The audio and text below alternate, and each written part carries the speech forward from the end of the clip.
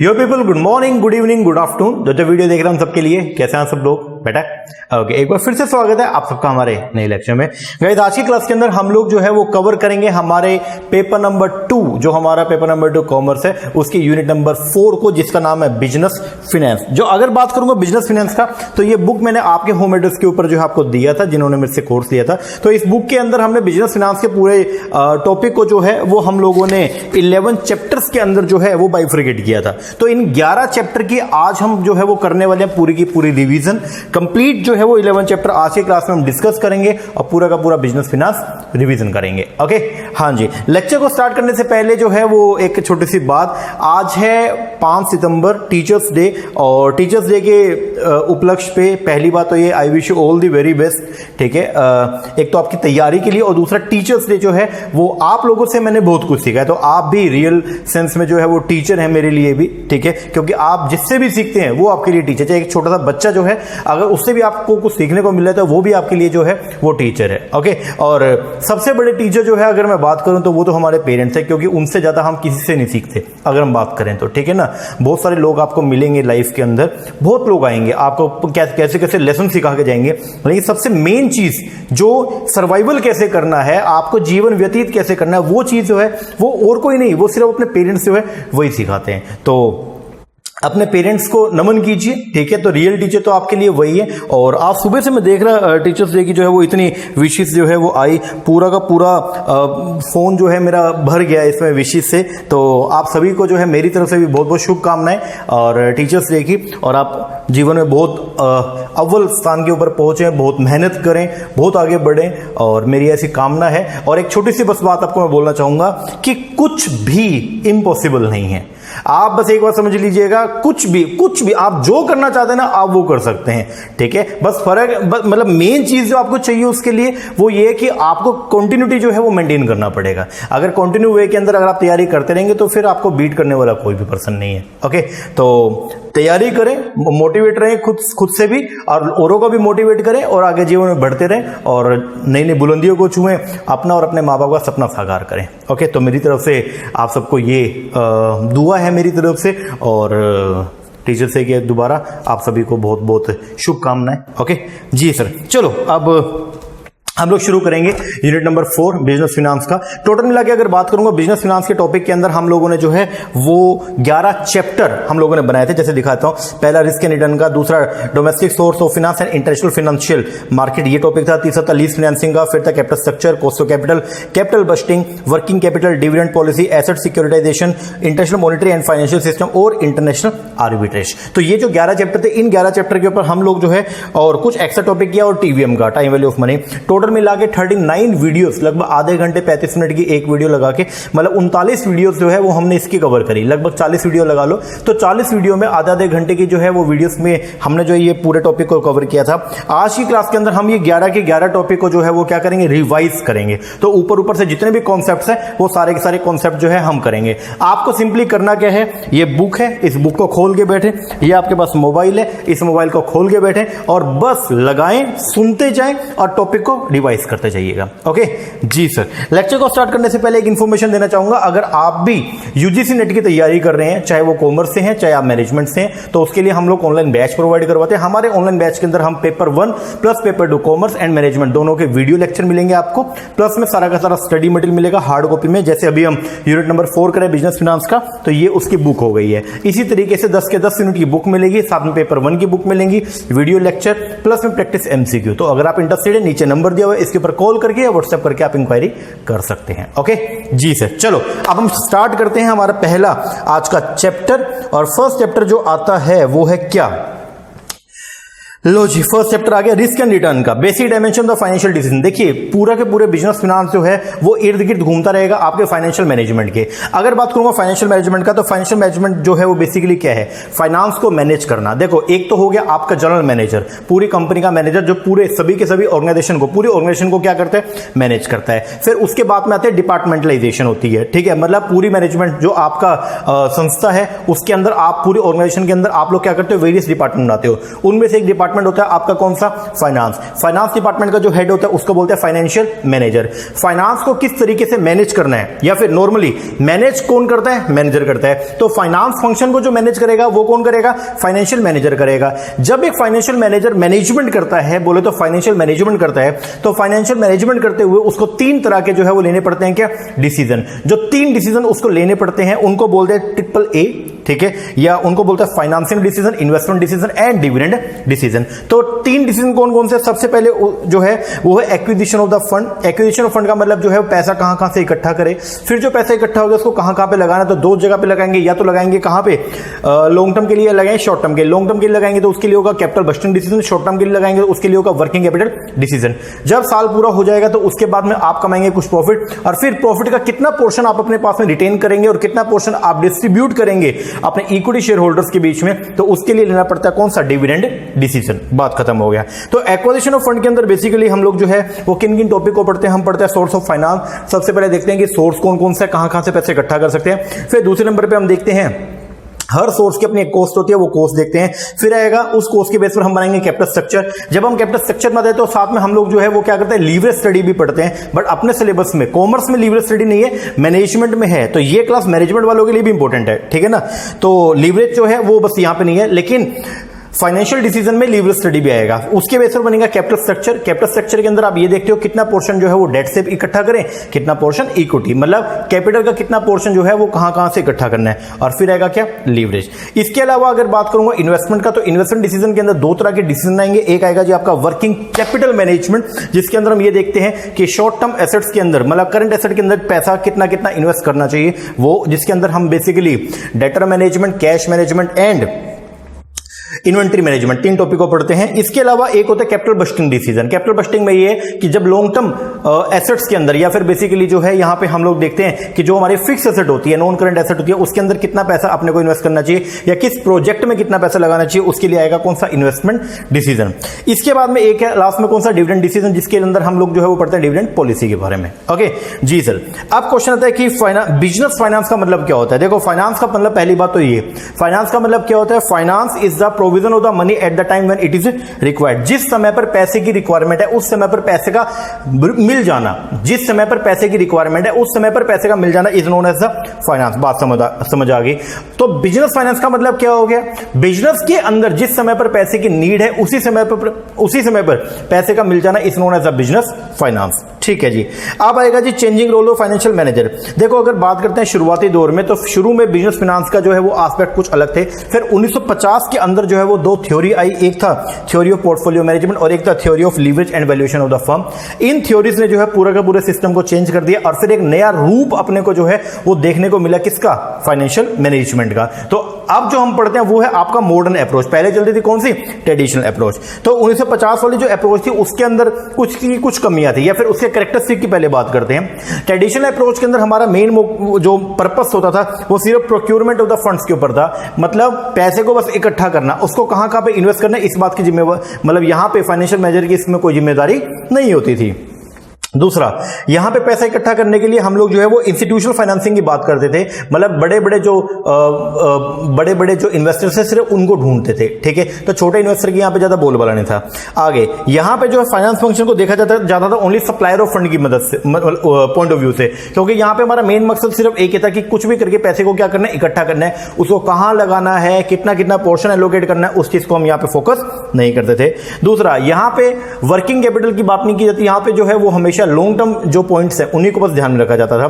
दूसरा, traditional approach के अंदर फाइनेंस फंक्शन जो है वो कैसा था, डिस्क्रिप्टिव नेचर का था। डिस्क्रिप्टिव की अगर मैं बात करता हूं तो इसका मतलब क्या हो गया सर, डिस्क्रिप्टिव का मतलब होता है जहां पे आपको जो है वो एनालिटिकल प्रोसीजर्स लगाने की कोई रिक्वायरमेंट नहीं है, बोले तो जैसा बोला उसी तरीके से काम करना। एनालिसिस के अंदर, एनालिटिकल प्रोसीजर्स के अंदर आप लोग जो है वो क्या करते हो, एनालाइज करते हो, चीजों को पहले समझते हो और फिर जो है वो जुडिशियस डिसीजन लेते हो। भाई आप सोचते हो पहले कि कहां पे कितना कितना पैसा इन्वेस्ट करना चाहिए। ओके, उसके बाद में फिर ये है इसीलिए हम बोलते हैं कि ट्रेडिशनल जो आपकी अप्रोच थी उसके अंदर हमारा जो मेन फोकस था वो क्या था, ओनली कि अपने को जो है वो लॉन्ग टर्म सोर्स की नॉलेज होनी चाहिए, सिर्फ पैसा इकट्ठा करके और मैनेजमेंट को लाके दे दो, उसके बाद उसका एलोकेशन करना वो मैनेजमेंट अपने हिसाब से देखेगी, फाइनेंशियल मैनेजर की वो ड्यूटी नहीं थी। लेकिन उसके बाद फिर आपकी दो, मैंने आपको बोला कि मॉडर्न अप्रोच के आने पर दो थ्योरी जनरेट हुई। पहले वो दो थ्योरी में सबसे पहला था थ्योरी ऑफ पोर्टफोलियो मैनेजमेंट। तो ये हैरी मार्कोविच ने थ्योरी दिया 1950 में, और उस थ्योरी के अंदर उन्होंने बोला कि आप लोगों को अपना सारा पैसा एक ही जगह पे इन्वेस्ट नहीं करना चाहिए। बोले तो do not put all your eggs in one basket, एक ही बास्केट के अंदर अपने सारे अंडे नहीं रखने चाहिए। पहली बात ऐसा उन्होंने इसलिए बोला क्योंकि वो बोले कि अगर एक ही जगह पे आपने सारा पैसा इन्वेस्ट कर दिया तो कल को अगर वो कंपनी अगर डूब गई जहां पे आपने पैसा लगाया था तो आपका सारा पैसा, आपकी होल्डिंग्स डूब जाएंगी। तो और दूसरा जो थ्योरी था वो था theory of leverage and valuation of the firm. ये थ्योरी बोलती है कि डिग्री ऑफ फाइनेंशियल लीवरेज का मतलब आपकी कंपनी के अंदर जो आप पैसा उठाते हो, चाहे डेट से चाहे इक्विटी से, तो डेट का आपके वैल्यूएशन ऑफ फर्म के ऊपर जो है वो इंपैक्ट पड़ता है। ठीक है, जब ये थ्योरीज आई तो इन थ्योरी के बाद में जो है वो फाइनेंशियल मैनेजमेंट की पिक्चर पूरी तरह चेंज होगी। और अब आगे कौन सी, मॉडर्न अप्रोच। मॉडर्न अप्रोच की क्या क्या खास बात थी तो वो देखते हैं। सबसे पहला, मॉडर्न अप्रोच में फाइनेंशियल फंक्शन जो है वो एक एसेंशियल पार्ट बन गया टॉप मैनेजमेंट का। पहले फाइनेंस वाले को ज्यादा पूछते नहीं थे, अब वो टॉप मैनेजमेंट का एक पार्ट बन गया। दूसरा, इसके अंदर फाइनेंशियल मैनेजमेंट जो है वो क्या है, less descriptive and more analytical. यहां पे अब दिमाग आपको ज्यादा यूज करना पड़ेगा, सिर्फ जो इंडिकेशंस दिए हैं उनको अकेले को आपको फॉलो नहीं करना, आपको खुद भी सोचना पड़ेगा कि कितना कितना पैसा कहां से ले ताकि फर्म की वैल्यू जो है वो क्या हो, इंक्रीज हो। आगे अब ये क्या बना दिया, कंटिन्यूस फंक्शन बना दिया। ट्रेडिशनल अप्रोच में फाइनेंशियल मैनेजर को सिर्फ तभी बुलाते जब पैसे की जरूरत होती थी, लेकिन अब ये क्या हो गया, कॉन्टिन्यूस लगातार चलने वाला फंक्शन हो गया है। दूसरा, इसको काउंटिंग से अलग किया गया, इसका स्कोप वाइडर किया गया, सेंट्रलाइज नेचर का है। आगे इसके थ्रू आप मेजर करते थे क्या, परफॉर्मेंस को, and inseparable relationship between the finance and the other activity. बात खत्म हो गया। अब मीनिंग एंड डेफिनेशन जो है फाइनेंशियल मैनेजमेंट का, तो आपको मैं बता दिया कि फाइनेंशियल मैनेजमेंट के अंदर हम लोग जो है वो क्या करते हैं, फाइनेंस को मैनेज करने का काम करते हैं, जिसके अंदर हम बेसिकली तीन तरह के डिसीजन मेकिंग लेते हैं। एक होता है जी आपका कौन सा इन्वेस्टमेंट डिसीजन, एक होता है फिनेंसिंग, और एक कौन सा डिविडेंड डिसीजन। बात खत्म हो गया। अब आएगा ऑब्जेक्टिव और गोल होता है फाइनेंशियल मैनेजमेंट। फाइनेंशियल मैनेजमेंट के ऑब्जेक्टिव और गोल क्या क्या है, तो ऑब्जेक्टिव की बात करूंगा तो दो तरह के ऑब्जेक्टिव है, एक है प्रॉफिट मैक्सिमाइजेशन और एक कौन सा, वेल्थ। जो मेन चलता है आज की डेट में वो कौन सा, आपका वेल्थ मैक्सिमाइजेशन। प्रॉफिट मैक्सिमाइजेशन जो ऑब्जेक्टिव था उसकी कुछ खास बातें क्या क्या है। सबसे पहला, उसकी अच्छी बातें क्या है, प्रॉफिट के बेस पर आप एक ऑर्गेनाइजेशन की परफॉर्मेंस को मेजर कर सकते हो, पहला। दूसरा, प्रॉफिट के बेस पर आप बता सकते हो कि क्या रिसोर्सेज का एफिशिएंट एंड यूटिलाइजेशन हुआ या नहीं हुआ। तीसरा, प्रॉफिट के बेस पर बता सकते हो कि सोशल वेलफेयर मैक्सिमाइज, जितना प्रॉफिट अच्छा होगा उतना सोशल वेलफेयर के ऊपर भी खर्चा ज्यादा हम कर सकते हैं और उतना ही वो मैक्सिमम भी होगा। आगे, प्रॉफिट जो है वो सोर्स है किसका, इंसेंटिव का। आगे, helpful in facing the adverse business condition, अगर प्रॉफिट है तो आप जो एडवर्स बिजनेस कंडीशन को भी जो इजीली जो है वो क्या कर सकते हो, कोप अप कर सकते हो। And last, helpful in the growth of the firm. लेकिन इसकी कुछ कमी थी प्रॉफिट मैक्सिमाइजेशन अप्रोच की। सबसे पहले क्या, ambiguous. The term profit is ambiguous, मतलब जो प्रॉफिट जो वर्ड है वो अनक्लियर है। किसी किसी के पॉइंट ऑफ व्यू से प्रॉफिट का मतलब कुछ और है और किसी दूसरे पर्सन के पॉइंट ऑफ व्यू से प्रॉफिट का मतलब कुछ और है। दूसरा, जो प्रॉफिट मैक्सिमाइजेशन अप्रोच है वो टाइम वैल्यू ऑफ मनी को जो है वो क्या करती थी, इग्नोर करती थी। तीसरा, रिस्क फैक्टर को भी क्या करते थे, इग्नोर करते थे। चौथा, फ्यूचर प्रॉफिट्स को हम क्या, इग्नोर करते थे। हम बस ये देखते थे कुछ भी करके उन्हीं प्रोजेक्ट में पैसा लगाइए जिससे करंट प्रॉफिट जो है वो क्या हो जाए, इंक्रीज हो जाए। Next, it ignore the social obligation of the business and neglect the effect of the dividend policy on the value of the firm. बात खत्म। इसके बाद आई वेल्थ मैक्सिमाइजेशन, जो एक अच्छा अप्रोच था और जो एक अच्छा आपका ऑब्जेक्टिव बनता है, उसके जो है वो कुछ खास बातें थी। और वो क्या बोलते हैं वेल्थ मैक्सिमाइजेशन में, तो वो उसने ये सब बातों को इग्नोर किया। जैसे ये बोलता था कि टाइम वैल्यू ऑफ मनी को इग्नोर करता था प्रॉफिट मैक्सिमाइजेशन, वेल्थ मैक्सिमाइजेशन इसको लेके चलता था। दूसरा, ये रिस्क फैक्टर को इग्नोर करता था, वेल्थ मैक्सिमाइजेशन लेके चलता था। ये फ्यूचर प्रॉफिट को इग्नोर करता है, वेल्थ मैक्सिमाइजेशन लेके चलता है। ये सोशल ऑब्लिगेशन को इग्नोर करता है, वेल्थ मैक्सिमाइजेशन लेके चलता है। ये डिविडेंड पॉलिसी के इंपैक्ट को नेग्लेक्ट करता है और वेल्थ मैक्सिमाइजेशन उसको भी कंसीडर करके चलता है। तो बढ़िया जो ऑब्जेक्टिव बनता है आपके फर्म का, that is the wealth maximization. इसके बाद बात करेंगे फाइनेंस फंक्शन का ऑर्गेनाइजेशन। कंपनी के अंदर फाइनेंस फंक्शन को ऑर्गेनाइज जो है वो कौन करता है, वो करता है फाइनेंशियल मैनेजर। फाइनेंशियल मैनेजर दो तरह की भूमिका निभाता है, एक निभाता है एज ए ट्रेजरर और एक निभाता है एज ए कंट्रोलर। ट्रेजरर के अंदर तो बस वो क्या करता है, वो कैश को मैनेज करने का काम करता है, ठीक है। लेकिन एज ए कंट्रोलर के तौर पर वो जो है वो क्या करता है, लाइजनिंग बनाने का काम करता है बेसिकली, ठीक है। इसके बाद में इंपॉर्टेंस क्या है फाइनेंशियल मैनेजमेंट का, तो वो लिखा हुआ है कि सफिशिएंट फंड्स को एक्वायर करने में मदद करता है। दूसरा, फंड्स को प्रॉपर जगह पे यूटिलाइज करने में हेल्प करता है, with the help of the capital budgeting हम ऐसा करते हैं। तीसरा, प्रॉपर कैश मैनेजमेंट होती है। चौथा, प्रॉपर यूज ऑफ प्रॉफिट। पांचवा, मैक्सिमाइज करता है वेल्थ को, छठा यूजफुल है शेयर होल्डर के लिए, सातवां यूजफुल है इन्वेस्टर्स के लिए, and useful for the bank, financial institution etcetera. आप कुछ एक्स्ट्रा टॉपिक, सबसे पहले जो है वो आएगा इसके अंदर ईवीए, इकोनॉमिक वैल्यू एडेड। ये क्या होता है? स्टर्न स्टीवर्ट एंड कंपनी ने जो है वो ईवीए का कॉन्सेप्ट दिया। वो बोलते हैं कि नॉर्मल से जो एक्स्ट्रा हम कमाते हैं उसको बोलते हैं हम लोग क्या? EVA, economic value added. EVA का फॉर्मूला जो है वो क्या बनेगा आपका? ईवीए का फॉर्मूला जो है वो बनेगा आपका NOPAT, net operating profit after tax minus में कॉस्ट ऑफ कैपिटल एम्प्लॉयड। ठीक है, और नोपैट कैसे निकलता है? Net operating profit after tax कैसे निकलेगा?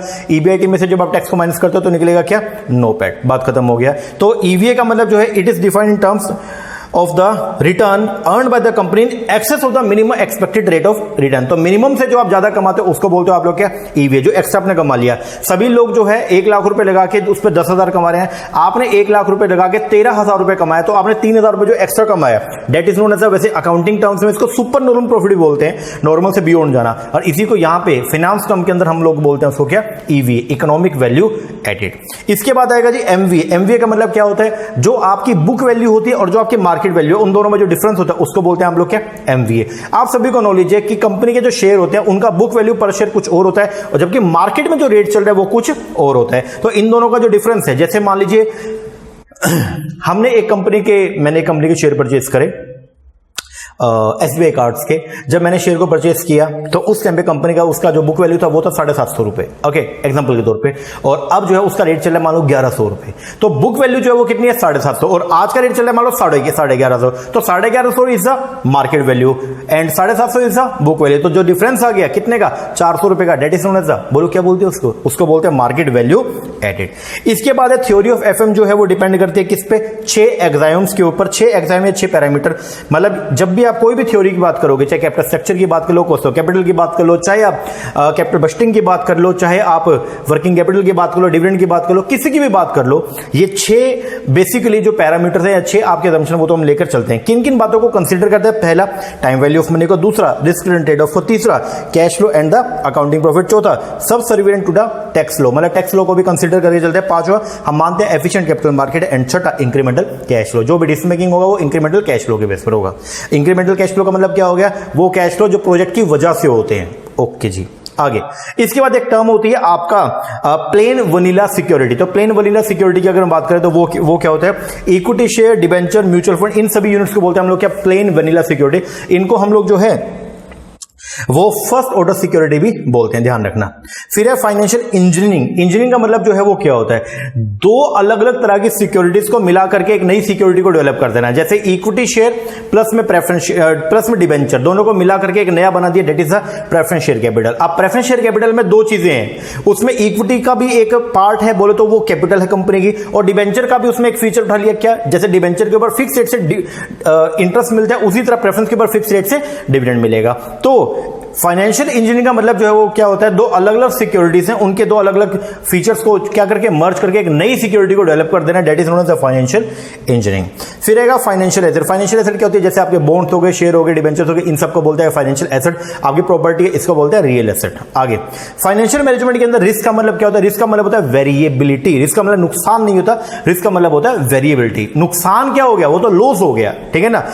तो रिस्क का मतलब क्या होता है? वेरिएबिलिटी। बोले तो आप जब भी कोई काम करना शुरू करते हो तो आप लोग जो है एक उम्मीद लगाते हो, एक एक्सपेक्टेशन लगाते हो कि कम से कम इतना पैसा तो हम कमा ही लेंगे, आप ऐसा सोचते हो। तो वो जो आपने उम्मीद लगाई उसको बोलते हैं आप लोग क्या? वो आपकी एक्सपेक्टेशन हो गया। अब रियल के अंदर क्या पता आपका जो बिजनेस है वो आपकी उम्मीदों पे खरा उतरे और क्या पता ना उतरे। ये जो क्या पता जो वर्ड आ गया ना, इसको बोलते हैं क्या? इसकी वजह से होता है वेरिएशन, कि क्या पता जितना मैंने सोचा उतना ही प्रॉफिट मैं कमाऊं, और क्या पता मैं उससे ज्यादा भी कमा सकता हूं, क्या पता उससे कम भी कमा सकता हूं। तो इसको बोलते हैं आप लोग क्या? रिस्क। तो रिस्क का मतलब जो है क्या? Risk defined as a variability. Risk का मतलब क्या होता है? Variability of the expected return from an investment. यहां पे हम लोग क्या करते हैं? फाइनेंशियल मैनेजमेंट के अंदर हम लोग जो है वो तीनों तरह के आपके डिसीजन है, investment decision, financial decision and dividend decision. In decision को हम इस तरीके से मतलब जब भी आप ये डिसीजन लोगे तो उससे आपके रिस्क और रिटर्न जो है वो क्या होगी? अफेक्ट होगी, और रिस्क और रिटर्न के अफेक्ट होने पर जो है वो वैल्यू ऑफ द फर्म जो है वो भी क्या होगी? आपकी अफेक्ट होगी। इस बात को थोड़ा ध्यान रखिएगा। लो जी, ये हो गया आपका चैप्टर नंबर 1 कंप्लीट। अब आते हैं जी हमारे चैप्टर नंबर 2 पे। चैप्टर नंबर 2 की अगर बात करूंगा तो वो है जी आपका कौन सा? Domestic source of finance and international source. सबसे पहले बोलूंगा सोर्स ऑफ फाइनेंस का मतलब क्या होता है। देखो, सोर्स ऑफ फाइनेंस का मतलब है बिजनेस के अंदर कैपिटल को रेज करना। ठीक है। अब कैपिटल को रेस कहां से करोगे? पहली बात तो या तो देश से ही करोगे या विदेश से भी करोगे। अगर देश से करोगे तो डोमेस्टिक सोर्सेज हो गए, और अगर आप पैसा विदेशों से अगर ले रहे हो तो उसको बोलते हैं आप लोग क्या? Foreign source. बात खत्म हो गया। आप देश से जब लोगे तो आप दो तरीके से ले सकते हो, आप इक्विटी भी लगा सकते हो, डेट भी लगा सकते हो, तो उसी की बात करेंगे। इक्विटी शेयर कैपिटल बताने की जरूरत नहीं। इक्विटी शेयर कैपिटल जो है वो प्राइमरी सोर्स ऑफ फाइनेंस है किसी भी कंपनी के लिए। होता क्या है इक्विटी शेयर के अंदर? बेसिकली कि आप लोग जो है, जो प्रोमोटर्स होते हैं या फिर जो मतलब पर्सन जो कैपिटल कंट्रीब्यूट करता है कंपनी के अंदर, ठीक है। इक्विटी शेयर होल्डर को जो है वो समराइज करेंगे उनके राइट क्या क्या। सबसे पहले उनको जो है वो जनरल मीटिंग के अंदर वोटिंग करने का राइट होता है, बोले तो वोटिंग शेयर होता है, वोटिंग राइट है। दूसरा उनके पास में राइट है अपने शेयर्स को सेल करने का, जी बिल्कुल होता है। रेसिडुअल क्लेम होता है एसेट्स के ऊपर, जिसका इसका मतलब यह है कि कल को अगर कंपनी की एसेट बिकेगी तो बाकी जो भी बचेगा, जो भी मतलब पेमेंट वूमेंट करने के बाद जो बचेगा वो सब किसका होगा? इक्विटी वाले का। एंड प्री एम्प्टिव राइट होता है। प्री एम्प्टिव राइट का मतलब जो है वो क्या होता है? Right share. जैसे अगर मान लो कोई कंपनी के पहले 1 लाख शेयर थे, 1 लाख शेयर कंपनी ने इशू कर रखे थे, अब कंपनी को कुछ नया पैसा चाहिए और कंपनी बोले कि हम 10,000 शेयर नए इशू और करेंगे, तो वो 10,000 शेयर जो नए इशू करेंगे वो पब्लिक को आईपीओ निकालने की बजाय कंपनी पहले जो है वो क्या करती है? एग्जिस्टिंग शेयर होल्डर को मौका देती है कि हमने 10,000 नए शेयर को इशू करना है, तो हम ये सोच रहे हैं कि आप इनको परचेज कर लो, क्योंकि अगर आप नहीं लोगे और लोग होंगे तो आपकी इक्विटी में जो है वो क्या होगा? डाइल्यूशन होगा। तो एग्जिस्टिंग शेयर होल्डर के पास में एक राइट है, वो अगर चाहे तो राइट शेयर को जो सब्सक्राइब कर सकते हैं, उसको बोलते हैं हम लोग क्या? Preemptive right. और दूसरा है right to receive the annual report. ये सब राइट है किसके पास में? शेयर होल्डर के पास। अब आएगा preference share capital. Preference share capital जो है वो क्या है? बेसिकली इसके अंदर जो है आपको प्रेफरेंशियल राइट होता है। 2 प्रेफरेंशियल राइट होता है। पहला तो ये है जब भी डिविडेंड की बारी आएगी तो इक्विटी से पहले इनको डिविडेंड मिलेगा, और दूसरा प्रेफरेंशियल राइट ये होता है कि जब कभी भी कंपनी डिसॉल्व होगी तो डिसोल्यूशन के टाइम के ऊपर, ध्यान से सुनना, डिसोल्यूशन के टाइम के ऊपर जो है, वाइंड अप के टाइम के दौरान जो है, जब पैसा वापस देने की बारी आएगी तो इक्विटी से पहले प्रेफरेंस वालों को मिलेगा। इसके बाद होता है जी वारंट। वारंट क्या होता है? वारंट का मतलब होता है वारंट इज एन ऑप्शन। आपके पास में एक ऑप्शन है कि आप चाहें तो फ्यूचर के अंदर एक स्पेसिफिक डेट पे इसी कोई भी एक स्पेसिफाइड कंपनी है उसके इतने इतने शेयर परचेज कर सकते हैं, ऐसा आपके पास में क्या है? ऑप्शन है। तो उस ऑप्शन को बोलते हैं हम लोग क्या? वारंट। पढ़ा देता हूं। Warrant is an option to purchase a specified number of share at a specified price.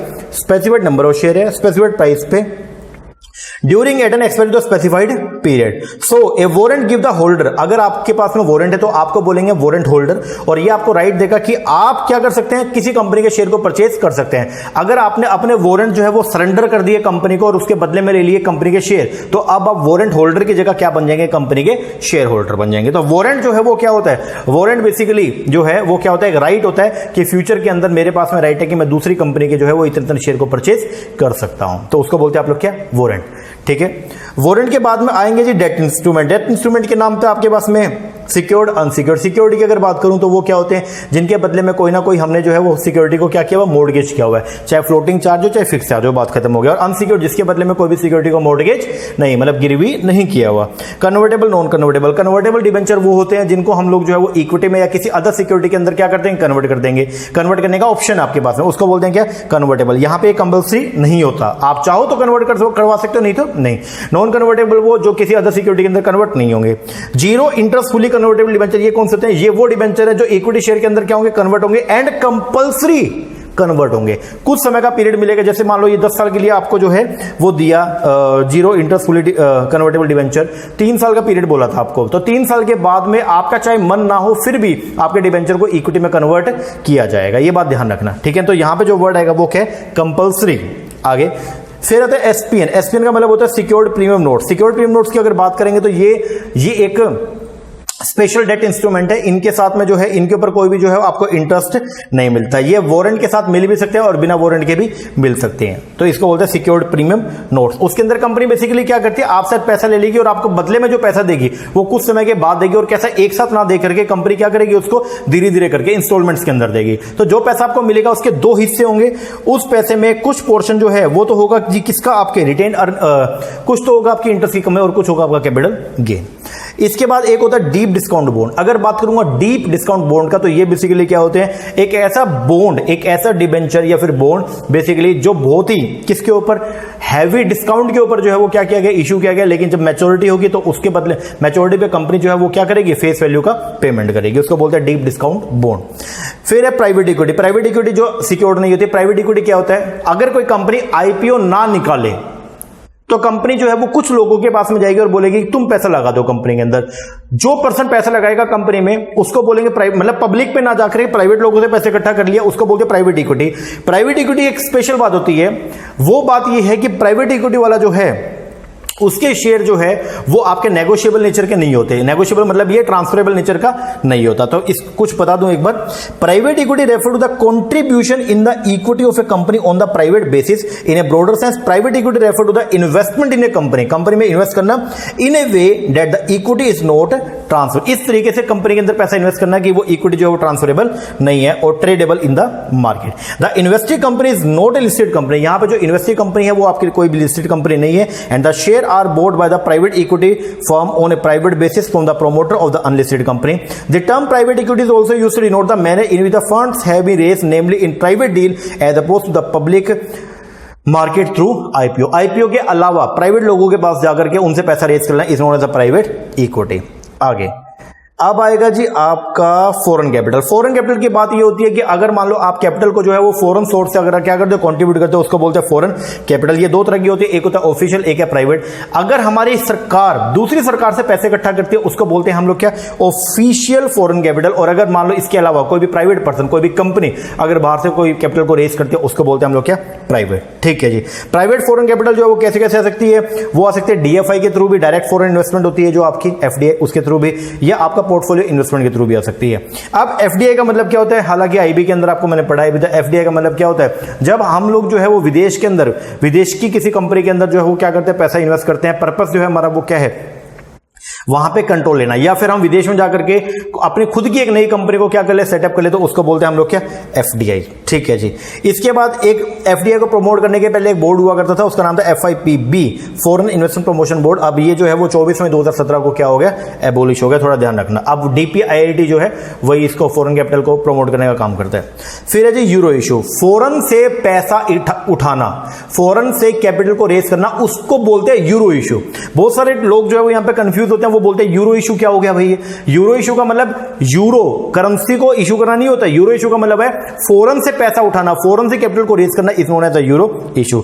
Euro issue तीन तरह से है, एक है फॉरेन करेंसी कन्वर्टेबल बॉन्ड, एक है फॉरेन करेंसी एक्सचेंजेबल बॉन्ड, और एक है आपका कौन से, equity share through the depository receipt. पहले बात करूंगा फॉरेन करेंसी कन्वर्टेबल। देखो चाहे फॉरेन करेंसी कन्वर्टेबल बॉन्ड हो, चाहे फॉरेन करेंसी एक्सचेंजेबल बॉन्ड हो, दोनों ही बॉन्ड को जो है कुछ समय के बाद में हम इक्विटी शेयर के अंदर क्या करेंगे, कन्वर्ट करेंगे। बट फर्क क्या है, फॉरेन करेंसी जो आपके कन्वर्टेबल बॉन्ड है इनमें हम क्या करते हैं, सेम कंपनी के इक्विटी शेयर के अंदर उसको कन्वर्ट करते हैं। जैसे एबीसी लिमिटेड ने जो है वो क्या किया, foreign currency convertible bond issue करे थे, तो कुछ समय के बाद में उसी एबीसी लिमिटेड के इक्विटी शेयर के अंदर वो बॉन्ड क्या हो जाएंगे, कन्वर्ट हो जाएंगे, उसको बोलता है फॉरेन करेंसी कन्वर्टेबल। और जो फॉरेन करेंसी एक्सचेंजेबल बॉन्ड है, ये क्या होते हैं, इसमें हम सेम कंपनी के नहीं, ग्रुप में, मान लो वो कंपनी जो है वो किसी दूसरी की सब्सिडरी या होल्डिंग कंपनी थी, तो ग्रुप कंपनी में से किसी भी एक कंपनी के इक्विटी शेयर के अंदर हम इसको कन्वर्ट कर सकते हैं। तो यहां पे ये ध्यान रखना, फॉरेन करेंसी कन्वर्टेबल बॉन्ड और फॉरेन करेंसी एक्सचेंजेबल में क्या डिफरेंस है। फॉरेन करेंसी कन्वर्टेबल में सेम कंपनी के इक्विटी में हम बॉन्ड को कन्वर्ट कर लेंगे, और फॉरेन करेंसी एक्सचेंजेबल में सेम कंपनी में नहीं, ग्रुप में से किसी भी कंपनी के इक्विटी शेयर के अंदर हम अपने बॉन्ड को क्या कर लेंगे, कन्वर्ट करवा लेंगे। इसके बाद में आएगा जी आपका डिपॉजिटरी रिसीट। अगर बात करूंगा डिपॉजिटरी रिसीट का, अगर कोई ध्यान से सुनना, अगर किसी इंडियन कंपनी को इंडिया से इक्विटी के तौर पे पैसा इकट्ठा करना है तो इंडियन कंपनी इशू करती है शेयर को। अगर किसी इंडियन कंपनी को विदेश से इक्विटी रेस करनी है तो फिर वो शेयर इशू नहीं करती है, विदेश में उसको इशू करने पड़ेंगे क्या, डिपॉजिटरी रिसीट। अगर मान लो आपको अमेरिका से पैसे इकट्ठा करने हैं इंडियन कंपनी को, जैसे इंडिया की कंपनी टाटा, उसने अगर अमेरिका से पैसे इकट्ठा करना है तो इंडियन कंपनी इशू करेगी एडीआर। और अगर इंडियन कंपनी को अमेरिका के अलावा किसी और कंपनी से पैसे इशू करना है, रेस करना है, तो इंडियन कंपनी इशू करेगी क्या, जीडीआर को। तो यहां पर डिपॉजिट रिसीट बेसिकली क्या होती है, अगर कोई हमारी इंडियन कंपनी या डोमेस्टिक कंपनी विदेश से इक्विटी कैपिटल को रेस करना चाहती है तो हमारी इंडियन कंपनी इशू करेगी क्या, डिपॉजिटरी रिसीट। हम वहां के किसी स्पॉन्सर बैंक के साथ डीलिंग करेंगे और फिर वहां हम अपने सारे शेयर उस स्पॉन्सर बैंक को दे देंगे, फिर वो स्पॉन्सर बैंक उनको कन्वर्ट करेगा डिपॉजिटरी रिसीट्स में और वो अपनी मार्केट के अंदर इशू कर देगा। वहां से जो पैसा आएगा वो हमको देगा और बदले में हमसे कुछ फीस चार्ज कर लेगा। डिपॉजिट रिसीट्स जो है वो जनरली दो तरह से, एक है एडीआर, एक है जीडीआर। अगर इंडिया की कंपनी अमेरिका से पैसे इकट्ठा करती है इक्विटी के तौर पे तो इशू करेगी एडीआर। अगर इंडिया की कंपनी अमेरिका के अलावा किसी अदर कंट्री से अगर पैसा रेज करते हैं तो उसके लिए वो इशू करेगी क्या, जीडीआर को। बात खत्म हो गया। डिपॉजिट रिसीट्स क्या वो आपको मैंने बता दिया।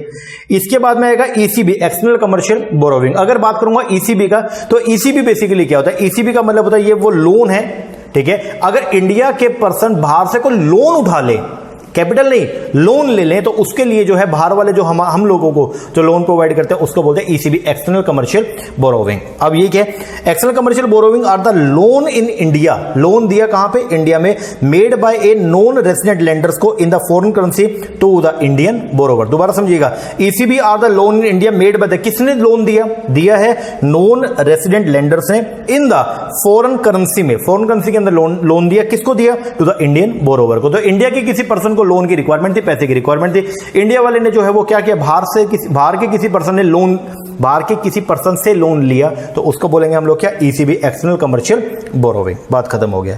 इसके बाद एक होता है स्वैप। स्वैप के अंदर हम लोग जो है वो क्या होता है, दो पार्टी यहां पे अपने अपने कैश फ्लोस को क्या करती है, एक्सचेंज करती है, उसको बोलते हैं आप लोग क्या, स्वैप। स्वैप एक प्राइवेट अरेंजमेंट होती है। स्वैप दो तरीके का, एक है करेंसी स्वैप। करेंसी स्वैप के अंदर क्या होगा, मैं आज आपको जो है वो मान लो रुपीस के अंदर जो है कुछ पैसा ट्रांसफर कर दूंगा और आपसे प्रॉमिस करूंगा और आपसे प्रॉमिस लूंगा कि आप मुझे कुछ समय के बाद में जो है वो पैसा मुझे वापस करेंगे, लेकिन रुपीस में नहीं, किसी फॉरेन करेंसी में देंगे। उसको बोलते हैं क्या, currency swap. Currency swap is a transaction, currency swap एक transaction between the two parties in which, जिसमें एक कंपनी जो है वो प्रॉमिस करती है कि वो क्या करेगी, make a series of payment to another party at the specific date in exchange for a payment from the other party in the different currency. उसको बोलते हैं हम लोग क्या, currency swap. So in currency swap from the other party in different currency are swap. तो यहां पे एक करेंसी को दूसरी करेंसी के साथ में क्या कर दिया जाएगा, स्वैप कर दिया जाएगा, उसको बोलते हैं करेंसी स्वैप। एक होता है इंटरेस्ट रेट स्वैप। अगर बात करूंगा इंटरेस्ट रेट स्वैप का, तो इसके अंदर दो अलग अलग पार्टी होंगे, वो आपस में अपनी अपनी इंटरेस्ट ओब्लिगेशन को जो है वो क्या करेंगे, एक्सचेंज कर लेंगे।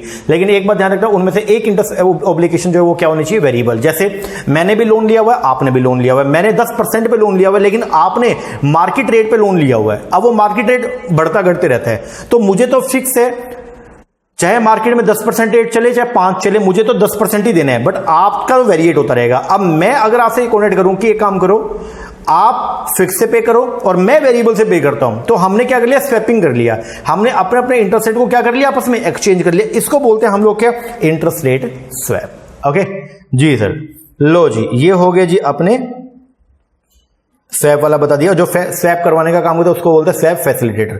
2 चैप्टर। अब आएगा तीसरा चैप्टर। थर्ड चैप्टर की अगर बात करूंगा तो इसके अंदर हम बात करते हैं किसका, लीज फाइनेंसिंग का।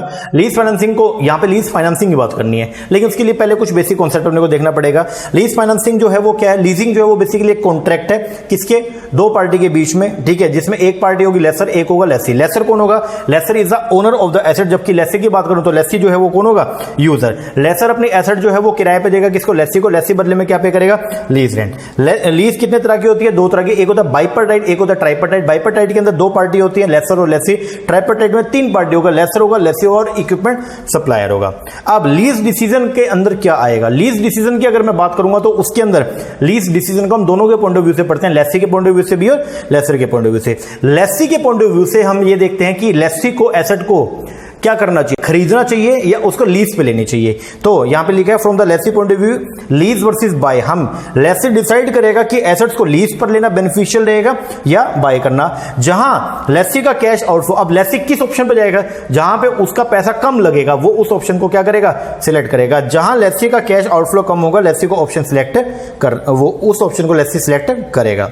और लेसर के पॉइंट ऑफ व्यू से क्या होगा, लेसर जो है वो अपनी, लेसर कौन होता है, जो अपनी एसेट को किराए पर देता है। तो लेसर के पॉइंट ऑफ व्यू से हम ये डिसाइड करेंगे कि क्या एसेट को खरीद के किराए पर देना मेरे लिए फायदेमंद है भी या नहीं। अगर फायदेमंद है तो मैं एसेट को खरीद के किराए पर दूंगा, नहीं तो नहीं दूंगा। लेसर डिसाइड करेगा क्या एसेट को बाय करके उसको लीज पर देना बेनिफिशियल है या नहीं है। लेसर बेसिकली कैपिटल बशिंग टेक्निक से जो है वो डिसाइड करेगा वेदर एसेट में पैसा लगाना हमारे लिए बेनिफिशियल है या नहीं। अगर लेसर को पॉजिटिव एनपीवी मिलेगी तो वो एसेट को बाय करके लीज पर देगा, बात खत्म। अब यहां पे हम लोग जो है वो पढ़ेंगे लीज के बारे में, थोड़ा सा टाइप ऑफ लीज। लीज क्या होता है वो आपको बता दिया, अब पढ़ेंगे टाइप ऑफ लीज। अच्छा, एक स्पेशल बात जो है वो ये याद रखना, बेलमेंट वाला। वो क्या है, इंडिया के अंदर लीज के लिए कोई स्पेशल एक्ट नहीं है, पार्लियामेंट से कोई भी स्पेशल एक्ट पास नहीं हुआ।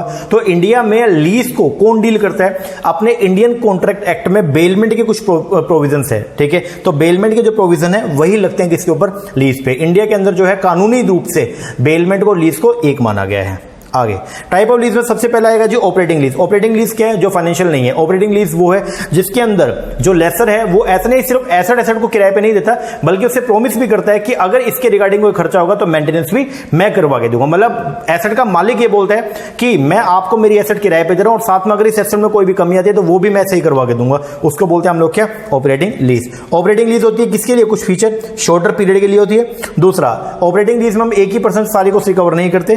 तीसरा, ऑपरेटिंग लीज के अंदर कैंसिलेशन क्लोज होता है कि अगर मान लो आपने कोई एसेट को लीज पे लिया 6 महीने के लिए, लेकिन 2 महीने बाद आपको नीचे, तो आप उसको कैंसिल भी करवा सकते हो। आगे ऑपरेटिंग लीज में मेंटेनेंस क्लोज भी होता है, मतलब कल को अगर एसेट में कोई कमी आती है, खराबी होती है, तो उसको भी जो है वो कौन? लेसर सही करवा के देगा। इसीलिए जो लीज रेंट जो ऑपरेटिंग लीज के अंदर हम चार्ज करते हैं उसमें 3 चीजें होती है। एक तो होता है इक्विपमेंट की कॉस्ट, एक होता है जी हमारा मेंटेनेंस सर्विस, और एक होता है अपना प्रॉफिट। फाइनेंशियल लीज वो है जो ऑपरेटिंग नहीं है, मतलब ऊपर वाले सब फीचर जो इसके अंदर उल्टे हो जाएंगे। जैसे फाइनेंशियल लीज लॉन्गर पीरियड के लिए होती है, 1% से सारी कॉस्ट रिकवर करते हैं। फाइनेंशियल लीज में कैंसिलेशन क्लोज नहीं होता, फाइनेंशियल लीज में मेंटेनेंस क्लोज नहीं होता, और फाइनेंशियल लीज के अंदर हम लोग जो है वो कॉस्ट रिकवर करते हैं, एक तो इक्विपमेंट की और एक प्रॉफिट, क्योंकि मेंटेनेंस के चार्जेस वहां पे लेसी खुद ही बियर करते हैं तो वो हम रिकवर नहीं करते। एक होता है सेल एंड लीज बैक। कई बार ऐसा होता है कि मान लो मेरे पास कोई एसेट तो है बट मेरे को फाइनेंशियल क्रंच है। जैसे एग्जांपल के तौर पे मान लीजिए मेरे को जो है, मेरे पास में ये फोन है, ओके, अब ये फोन मेरे पास में है एग्जांपल के तौर पे मान लो, ठीक है, और मुझे पैसा भी चाहिए। अब ये फोन जो मेरे पास में है ये मैं मान लो लेके आया, एग्जांपल मान लो 80,000 रुपए का। अब 80,000 रुपए की मेरे को रिक्वायरमेंट है, तो मैं क्या करूं? या तो मैं इसको बेचूं, लेकिन मुझे फोन भी चाहिए, एग्जांपल मुझे फोन भी चाहिए और मुझे पैसा भी चाहिए, तो मैं क्या करूंगा? मैं अपनी एसेट को एक बार आपको क्या करूंगा? लीज पे दे दूं, मतलब आपको बेच दूंगा। मैंने अपनी ये जो प्रॉपर्टी थी आपको बेच दिया, आपने मुझे 80,000 रुपए दे दिए, तो वो तो क्या मेरी फाइनेंशियल तो पूरा हो गया।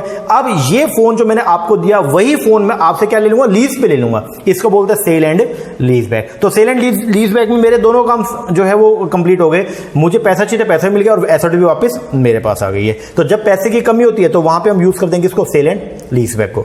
एक होता है लीवरेज लीज। लीवरेज लीज के अंदर हम लोग जो है वो क्या करते हैं? मान लीजिए कई बार लेसर के पास में पैसा नहीं है एसेट को खरीदने का, तो लेसर जो है वो क्या करेगा? इक्विपमेंट सप्लायर से डील करेगा।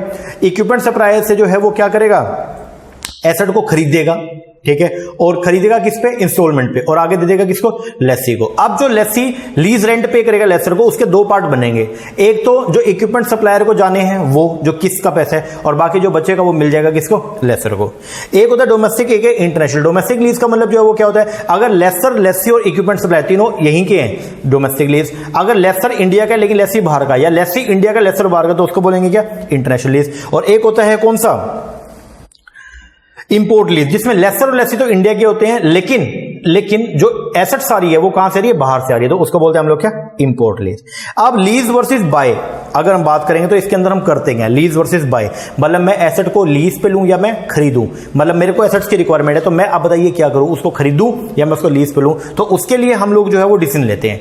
मैं उस डिसीजन पे जाऊंगा जहां पे मेरा खर्चा क्या लग रहा है? कम लग रहा है। तो मैं यहां पे देखूंगा पहले मेरे लीज रेंट क्या क्या है। तो लीज रेंट जो है मैं चेक करूंगा पहले कि भाई हर साल मेरे को कितना लीज रेंट देना पड़ेगा, वो देख लूंगा। अब आपको खास बता दूं, लीज रेंट जो है वो क्या आपका खर्चा होता है, तो P&L अकाउंट में आप उसको चार्ज करोगे तो उस लीज रेंट के ऊपर आपको जो है वो टैक्स का बेनिफिट मिलेगा, क्योंकि वो खर्चा है, खर्चे से आपका प्रॉफिट कम हो जाएगा तो टैक्स भी कम हो जाएगा। तो लीज रेंट से आपको प्रॉफिट के अंदर बेनिफिट मिले, मतलब आपका टैक्स बेनिफिट मिलेगा।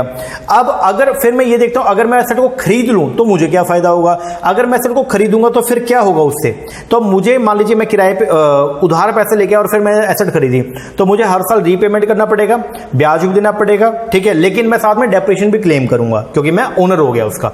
अब मैं वहां पे ये देखता हूं कि मुझे किस ऑप्शन के अंदर जो है वो फायदा ज्यादा, मतलब मेरा कहां पे कैश का आउटफ्लो कम हो रहा है। जिस ऑप्शन में मेरा कैश का आउटफ्लो कम हो रहा है मैं उस ऑप्शन को क्या करूंगा? सिलेक्ट करूंगा। तो लेसी के पॉइंट ऑफ व्यू से हम लोग जो ये देखते हैं लीज वर्सेस बाय में, जहां पे कैश का आउटफ्लो आपका कम हो रहा है उस ऑप्शन को आप लोग जो है वो क्या करते हैं? सिलेक्ट करते हैं। जबकि अगर बात करूंगा मैं लेसर के पॉइंट ऑफ व्यू से, तो लेसर ये देखता है कि एसेट को खरीद करके और उसको आगे किसको देना? एसेट को मैंने खरीद तो लिया, लेकिन उसको आगे मैं किसको दे रहा हूं? लेसी को दे रहा हूं। तो क्या वो मेरे लिए बेनिफिशियल है या नहीं? मतलब क्या मुझे positive NPV, net present value मिल रही है या नहीं? अगर मुझे पॉजिटिव एनपीवी मिल रही है तो मैं क्या करूंगा? एसेट को खरीद करके लीज पे दूंगा, नहीं तो नहीं दूंगा। ये है जी आपका लीजिंग डिसीजन। ओके जी सर, लो जी 3 चैप्टर अपने कंप्लीट हो गए हैं।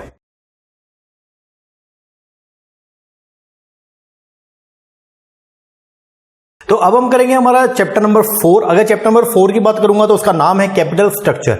Capital structure basically capital structure के अंदर हम ये डिसाइड करते हैं कि कहां से मतलब अपने को जो कैपिटल जो रेस करनी है वो कहां से कितना कितना अमाउंट के अंदर रेस करनी है। मतलब ये है कि टोटल कैपिटल के अंदर जो है वो कितना पोर्शन आपके डेट का होना चाहिए और कितना पोर्शन इक्विटी का होना चाहिए, तो उसको बोलते हैं कैपिटल स्ट्रक्चर। और कैपिटल स्ट्रक्चर कैसा हो? कैपिटल स्ट्रक्चर ऐसा हो जो कि ऑप्टिमम नेचर का हो। ऑप्टिमम नेचर का मतलब जो है वो ये होता है जहां पे आपकी कॉस्ट ऑफ कैपिटल तो बिल्कुल क्या है, मिनिमम है, और जो आपकी वैल्यू ऑफ द फर्म है वो क्या हो, मैक्सिमम हो। अब मैंने आपको एक बार वैसे बताया भी था पूरी क्लास के अंदर जो है वो क्या था कि वैल्यू ऑफ द फर्म के ऊपर दो चीजों का इंपैक्ट पड़ता है। एक तो इंपैक्ट पड़ता है किसका, कॉस्ट का, और एक पड़ता है प्रॉफिटेबिलिटी का। जितनी प्रॉफिटेबिलिटी ज्यादा होगी उतना वैल्यू ऑफ द फर्म ज्यादा होगा, जितना प्रॉफिटेबिलिटी कम उतना वैल्यू ऑफ द फर्म कम।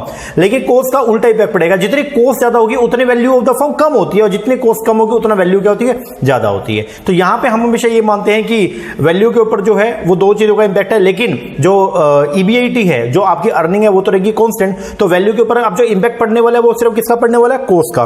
तो अब हम कुछ भी करके जो है वो ये कोशिश करेंगे कि हमारी कॉस्ट वो क्या हो जाए, मिनिमम, क्योंकि जितनी कॉस्ट जो है, जितनी कॉस्ट ऑफ कैपिटल क्या रहेगी, कम रहेगी, उतना वैल्यू ऑफ फर्म क्या रहेगा, ज्यादा रहेगा। अब यहां पे हम लोग क्या करना चाहते हैं, ऑप्टिमम करना चाहते हैं, मतलब कॉस्ट को बिल्कुल कम करना चाहते हैं। आप ध्यान से सुनिएगा, वैल्यू ऑफ द फर्म के दो बेसिक फैक्टर होते हैं, एक होता है अर्निंग और एक है कॉस्ट ऑफ कैपिटल। ठीक है जी। जब भी हम वैल्यू ऑफ फर्म की बात करेंगे या फिर जब भी हम कैपिटल स्ट्रक्चर की बात करेंगे तो कैपिटल स्ट्रक्चर को करने के लिए पहले कुछ असम्पशन है वो हमको फॉलो करनी पड़ती है। पहली बात तो ये ओनली दो ही सोर्स ऑफ फंड हम यहां पे लेके चलते हैं, ओनली दो ही, मतलब एक इक्विटी और एक कौन सा, डेट। दूसरा टोटल एसेट जो है वो गिवन है, मतलब टोटल अमाउंट जो है वो गिवन होगा, उसके अंदर आपको चेंज नहीं करेंगे। तीसरा एंटायर प्रॉफिट जो है वो डिस्ट्रीब्यूट हो जाएगा, कोई भी पैसा आप रिटेन अर्निंग का अपने पास में नहीं रखेंगे। चौथा ऑपरेटिंग प्रॉफिट जो है फर्म का वो गिवन है और उसके अंदर कोई भी चेंज नहीं होगा। पांचवा कोई भी कॉर्पोरेट या फिर पर्सनल टैक्स नहीं होगा। एंड छठा the risk business risk complexion of firm is given and is constant, मतलब ईबीआईटी जो है वो क्या रहेगा, कांस्टेंट रहेगा, और वो फाइनेंसिंग मिक्स से उसके ऊपर कोई भी इंपैक्ट नहीं पड़ेगा। अब कैपिटल स्ट्रक्चर की अपने पास में जो है वो अप्रोचेज है। अप्रोचेस के नाम पे टोटल मिला के 4 अप्रोच है। पहला है एनआई, दूसरा है एनओआई, तीसरा है ट्रेडिशनल और चौथा कौन सा, एमएम। ठीक है जी। सबसे पहली अप्रोच है कौन सा, एनआई अप्रोच। जो NI approach net income approach जो है वो दिया था किसने, डेविड डुरांड ने। और यहां पे हम बोलते हैं कि capital structure matter. Capital structure matter का मतलब पहली बात तो यहां पे हमारे कुछ असम्पशन है। असम्पशन पहली ये है कि केडी इज लेस देन के, पहला। दूसरा, जब कभी भी आप फाइनेंशियल लीवरेज को क्या करेंगे, इंक्रीज। अब यहां पे डिग्री ऑफ फाइनेंशियल लीवरेज का मतलब क्या होता है, डेट का पोर्शन, डिबेंचर का पोर्शन। जैसे जैसे आप जो है वो डेट के पोर्शन को बढ़ाएंगे या कम करेंगे तो उसका हमारे risk perception of the investor के ऊपर कोई भी इंपैक्ट नहीं पड़ेगा, मतलब के जो है वो क्या रहेगा, हमेशा कांस्टेंट रहेगा। अब यहां पे जो है वो हम ये मानते हैं कि जैसे जैसे आप जो है अपने टोटल कैपिटल स्ट्रक्चर के अंदर डिग्री ऑफ लीवरेज को क्या करोगे, बढ़ाओगे, वैसे वैसे आपके ओवरऑल कॉस्ट वो क्या होती रहेगी, कम होती रहेगी। तो यहां पे ये देखिएगा, ये अपना चार्ट था, और चार्ट जो है वो ये क्या बोलता है, देखिए नीचे 10% पे है केडी, ऊपर 15% पे है केई। ओके, दोनों कांस्टेंट है। अब जैसे जैसे आप नीचे डिग्री ऑफ लीवरेज देखो, पहले कम थी और फिर धीरे धीरे क्या हो रही है, बढ़ रही है।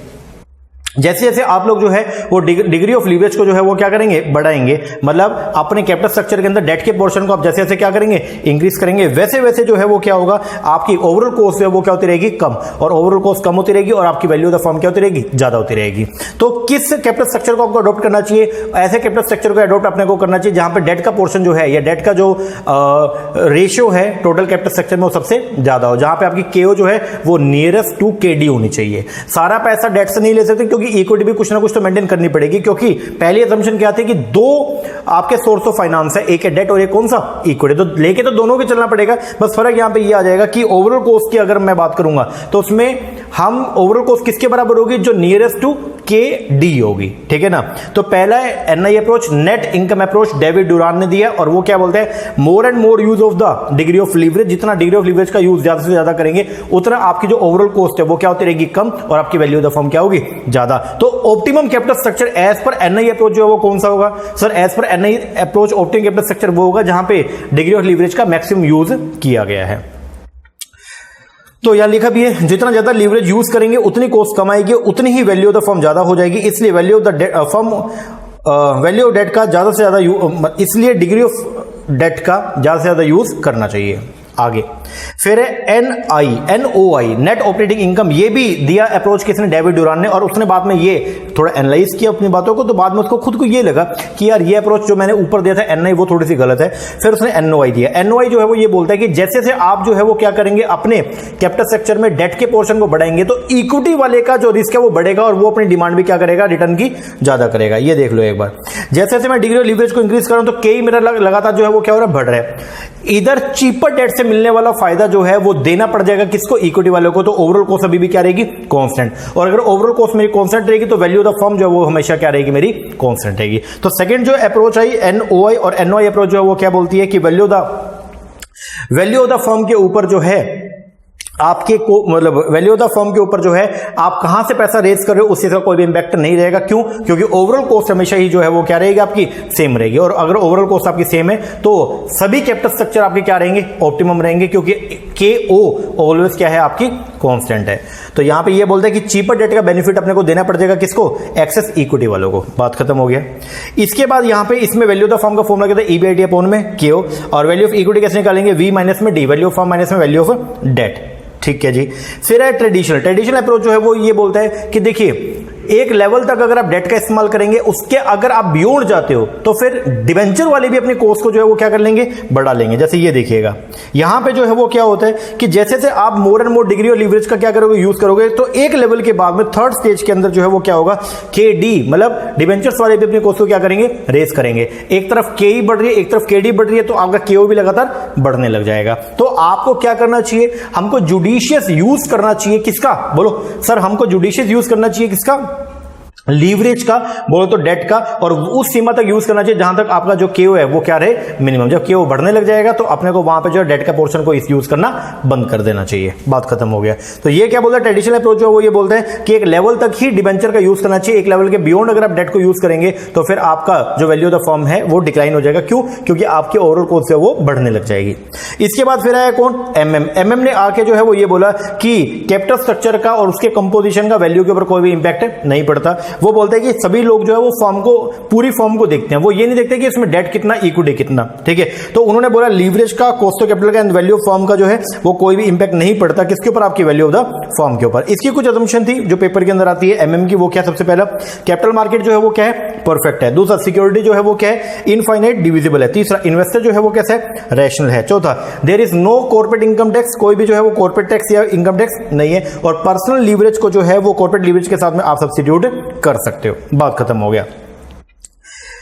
अब इन असम्पशन के बेस पर एमएम मॉडल ने जो है वो डिराइव किया that total value of the firm is equal to the capitalised value of the operating earning of the firm. The capitalization is to met at the rate appropriate to the risk class of the firm. तो ये बोलता है कि total जो value of the firm है वो कैसे निकलेगी, it is the capitalised value of the operating earning. बोले तो ईबीआईटी अपॉन में केओ करोगे तो total value of the firm आपकी आ जाएगी। दूसरा total value of the firm is independent of the financing mix, मतलब total value of the firm जो है वो इंडिपेंडेंट है किससे, फाइनेंसिंग मिक्स से। इसका मतलब ये है कि फाइनेंशियल लीवरेज का आपके ऊपर उसका कोई भी इंपैक्ट नहीं पड़ेगा। ये है आपका कौन सा, एमएम मॉडल।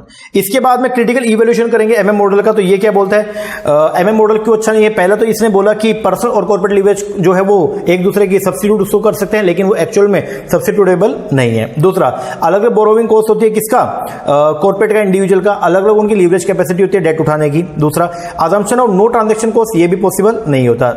आगे in real life assumption that all investor have the complete information, ये भी क्या है, इल्यूजन है। सभी इन्वेस्टर के पास में जो है कंपनीज की सारी डिटेल नहीं होती है। And MM is based on the assumption that there is no corporate tax, ये भी एक्चुअल के अंदर नहीं। तो इसलिए बोलते हैं एमएम मॉडल जो इतना अच्छा मॉडल नहीं है। बट एमएम ने क्या बोला, एमएम बोलता है कि फाइनेंसिंग मिक्स का आपके ऊपर कोई भी इंपैक्ट नहीं पड़ेगा। लेकिन अब कुछ खास बात है, एक वर्ड आता है इंटरेस्ट टैक्स शील्ड का। वो ये बोलता है कि इंटरेस्ट की वजह से हमको जो है वो क्या मिलता है, टैक्स का बेनिफिट मिलेगा, जिससे हमारी ओवरऑल कॉस्ट क्या हो जाएगी, कम हो जाएगी।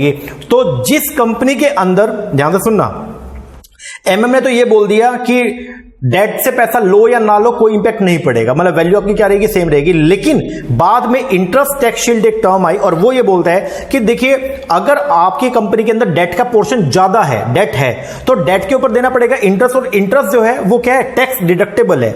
इंटरेस्ट के ऊपर आपको टैक्स का बेनिफिट मिलेगा, तो उससे आपको वो फायदा हो जाएगा। और जो कंपनी डेट को यूज करेगी उसकी वैल्यू जो है वो क्या रहेगी, ज्यादा रहेगी। और ज्यादा कितनी रहेगी, जितना उसको इंटरेस्ट के ऊपर टैक्स का बेनिफिट मिलेगा। तो उसको बोलते हैं हम लोग क्या, इंटरेस्ट टैक्स शील्ड। इसके बाद है जी आपका लीवर्ड और अनलीवर्ड फर्म। लीवर्ड फर्म कौन सी होती है, जो डेट को भी लेके चलते हैं, मतलब जिसके अंदर डेट और इक्विटी दोनों मिलेगी। और अनलीवर्ड कौन सी होती है, जो ओनली एंड ओनली जो है वो क्या करती है, सिर्फ इक्विटी को लेके चलती है, मतलब उनके अंदर डेट का पोर्शन नहीं। तो वैल्यू ऑफ लीवर्ड फर्म किसके बराबर होगी, value of debt firm plus में present value of the interest tax shield. ठीक है जी। अब कुछ और अप्रोच है। एक है packing order theory. Packing order theory ये बोलती है जब कभी भी आपको फॉर्म के अंदर पैसे की रिक्वायरमेंट हो तो डोनाल्डसन ने वहां पे ये बोला कि आपकी फर्स्ट प्रेफरेंस होनी चाहिए कि रिटेन अर्निंग। सबसे पहले पैसा लो कहां से? रिटेन अर्निंग से, फिर लो डेट से, और दूसरा लास्ट में अगर अभी भी आपको पैसा नहीं मिल रहा तो फिर इक्विटी शेयर होल्डर के पास जाओ। इसके बाद है debt service coverage ratio. Debt service coverage ratio जो है वो ये बताएगा कि आपके पास आपकी अर्निंग का कितना पोर्शन आपके पास में, मतलब कितनी अर्निंग आपके पास अवेलेबल है जो आपको इंटरेस्ट वालों को पे करनी है। ठीक है, मतलब उसका कितना टाइम से इंटरेस्ट के कितना गुना जो है वो आपके पास में जो है वो अर्निंग पड़ी है। देखो दो चीज होती है, एक होता है डेट सर्विस कवरेज और एक होता है डेट कैपेसिटी। तो डेट कैपेसिटी का मतलब होता है कि कितने डिबेंचर को आप इजीली हैंडल कर सकते हो, मतलब कितने डिबेंचर को आप इजीली पेमेंट कर सकते हो। और डेट सर्विस कवरेज रेशियो ये बताएगा कि आपका प्रॉफिट जो है वो कितने टाइम्स है जो आपने क्या करनी है, ईयरली पेमेंट्स करनी है। इसका फॉर्मूला होता है PAT, profit after tax plus में डेप्रिसिएशन प्लस में इंटरेस्ट प्लस में नॉन कैश एक्सपेंस अपॉन में प्रेफरेंस का डिविडेंड प्लस में इंटरेस्ट प्लस में रीपेमेंट ऑब्लिगेशन। फिर एक टर्म आएगा फाइनेंशियल डिस्ट्रेस। ये क्या होता है? जब एक फर्म को इंटरेस्ट का पेमेंट करने में कोई दिक्कतें आ रही हो तो उसको बोलते हैं हम लोग क्या? Financial distress. एक होता है एजेंसी कॉस्ट। एजेंसी कॉस्ट का मतलब क्या होता है? जैसे जैसे आप जो है कैपिटल स्ट्रक्चर के अंदर डेट के पोर्शन को क्या करोगे? बढ़ाओगे, वैसे वैसे जो है एजेंसी कॉस्ट बढ़नी शुरू हो जाएगी। अब एजेंसी कॉस्ट होता क्या है? दो तरह की होती है। जब आप डेट के ऊपर ज्यादा निर्भर हो जाओगे तो डेट वालों को लगेगा कंपनी पूरी मेरे पे निर्भर है, तो डेट वाले दो तरह की कॉस्ट लगाएंगे, मॉनिटरी, नॉन मॉनिटरी। मॉनिटरी के अंदर वो ये बोलेंगे कि भाई आप एक काम करो, हमारा इंटरेस्ट का जो रेट है उसको क्या करो? बढ़ाओ। वो तो होती है मॉनिटरी एजेंसी कॉस्ट। और नॉन मॉनिटरी में जब डिबेंचर वालों को लगे कंपनी पूरी तरह हम पे निर्भर हो गई है तो वो ये बोलेंगे कि आप अपने बोर्ड ऑफ डायरेक्टर के अंदर हमारे बंदे बैठाओ, उसको बोलेंगे नॉन मॉनिटरी। तो एजेंसी कॉस्ट का मतलब क्या होता है? जैसे जैसे डेट का पोर्शन बढ़ेगा तो एजेंसी कॉस्ट बढ़नी शुरू हो जाएगी। They are known as the restrictions basically. इसके बाद फिर है जी कंक्लूजन। कंक्लूजन ये कि क्या कोई ऑप्टिमम कैपिटल स्ट्रक्चर है? तो हम बोलेंगे नो, कोई भी ऑप्टिमम कैपिटल स्ट्रक्चर नहीं है। वो डिपेंड करता है किसके ऊपर? सिचुएशन के ऊपर। फिर होता है बीटा। बीटा जो है वो क्या होता है? बीटा मेजर करके देते हैं किसको? रिस्क को। ठीक है जी। बीटा जो है वो मेजर करेगा रिस्पॉन्सिवनेस, कि मार्केट के बढ़ने घटने का आपकी सिक्योरिटी के ऊपर क्या इंपैक्ट पड़ता है, उसको कंप्यूट करेंगे with the help of the beta. बात खत्म हो गया। अब आएगा जी एक टर्म है अनलीवरिंग एंड रीलीवरिंग ऑफ द बीटा। अगर बात करूंगा अनलीवरिंग का या रीलीवरिंग का, देखो हम बेसिकली कंपनी का बीटा कैसे निकालते हैं? डेट और इक्विटी के बीटा के बेस पर। तो डेट और इक्विटी के बीटा के बेस पर कंपनी का बीटा निकालना is known as the unlevering of beta. और अगर कंपनी के कैपिटल स्ट्रक्चर के अंदर क्या हुआ? चेंज हुआ, तो कंपनी का इक्विटी बीटा क्या हो जाएगा? चेंज हो जाएगा। ठीक है, तो अब हम क्या करेंगे? कंपनी के बीटा के कंपनी के बीटा के बेस पर इक्विटी का बीटा निकालना is known as the relevering of the beta. Okay जी सर। लो जी, ये हो गया जी आपका चैप्टर नंबर 4 कंप्लीट। अब हम करेंगे हमारे चैप्टर नंबर 5 को।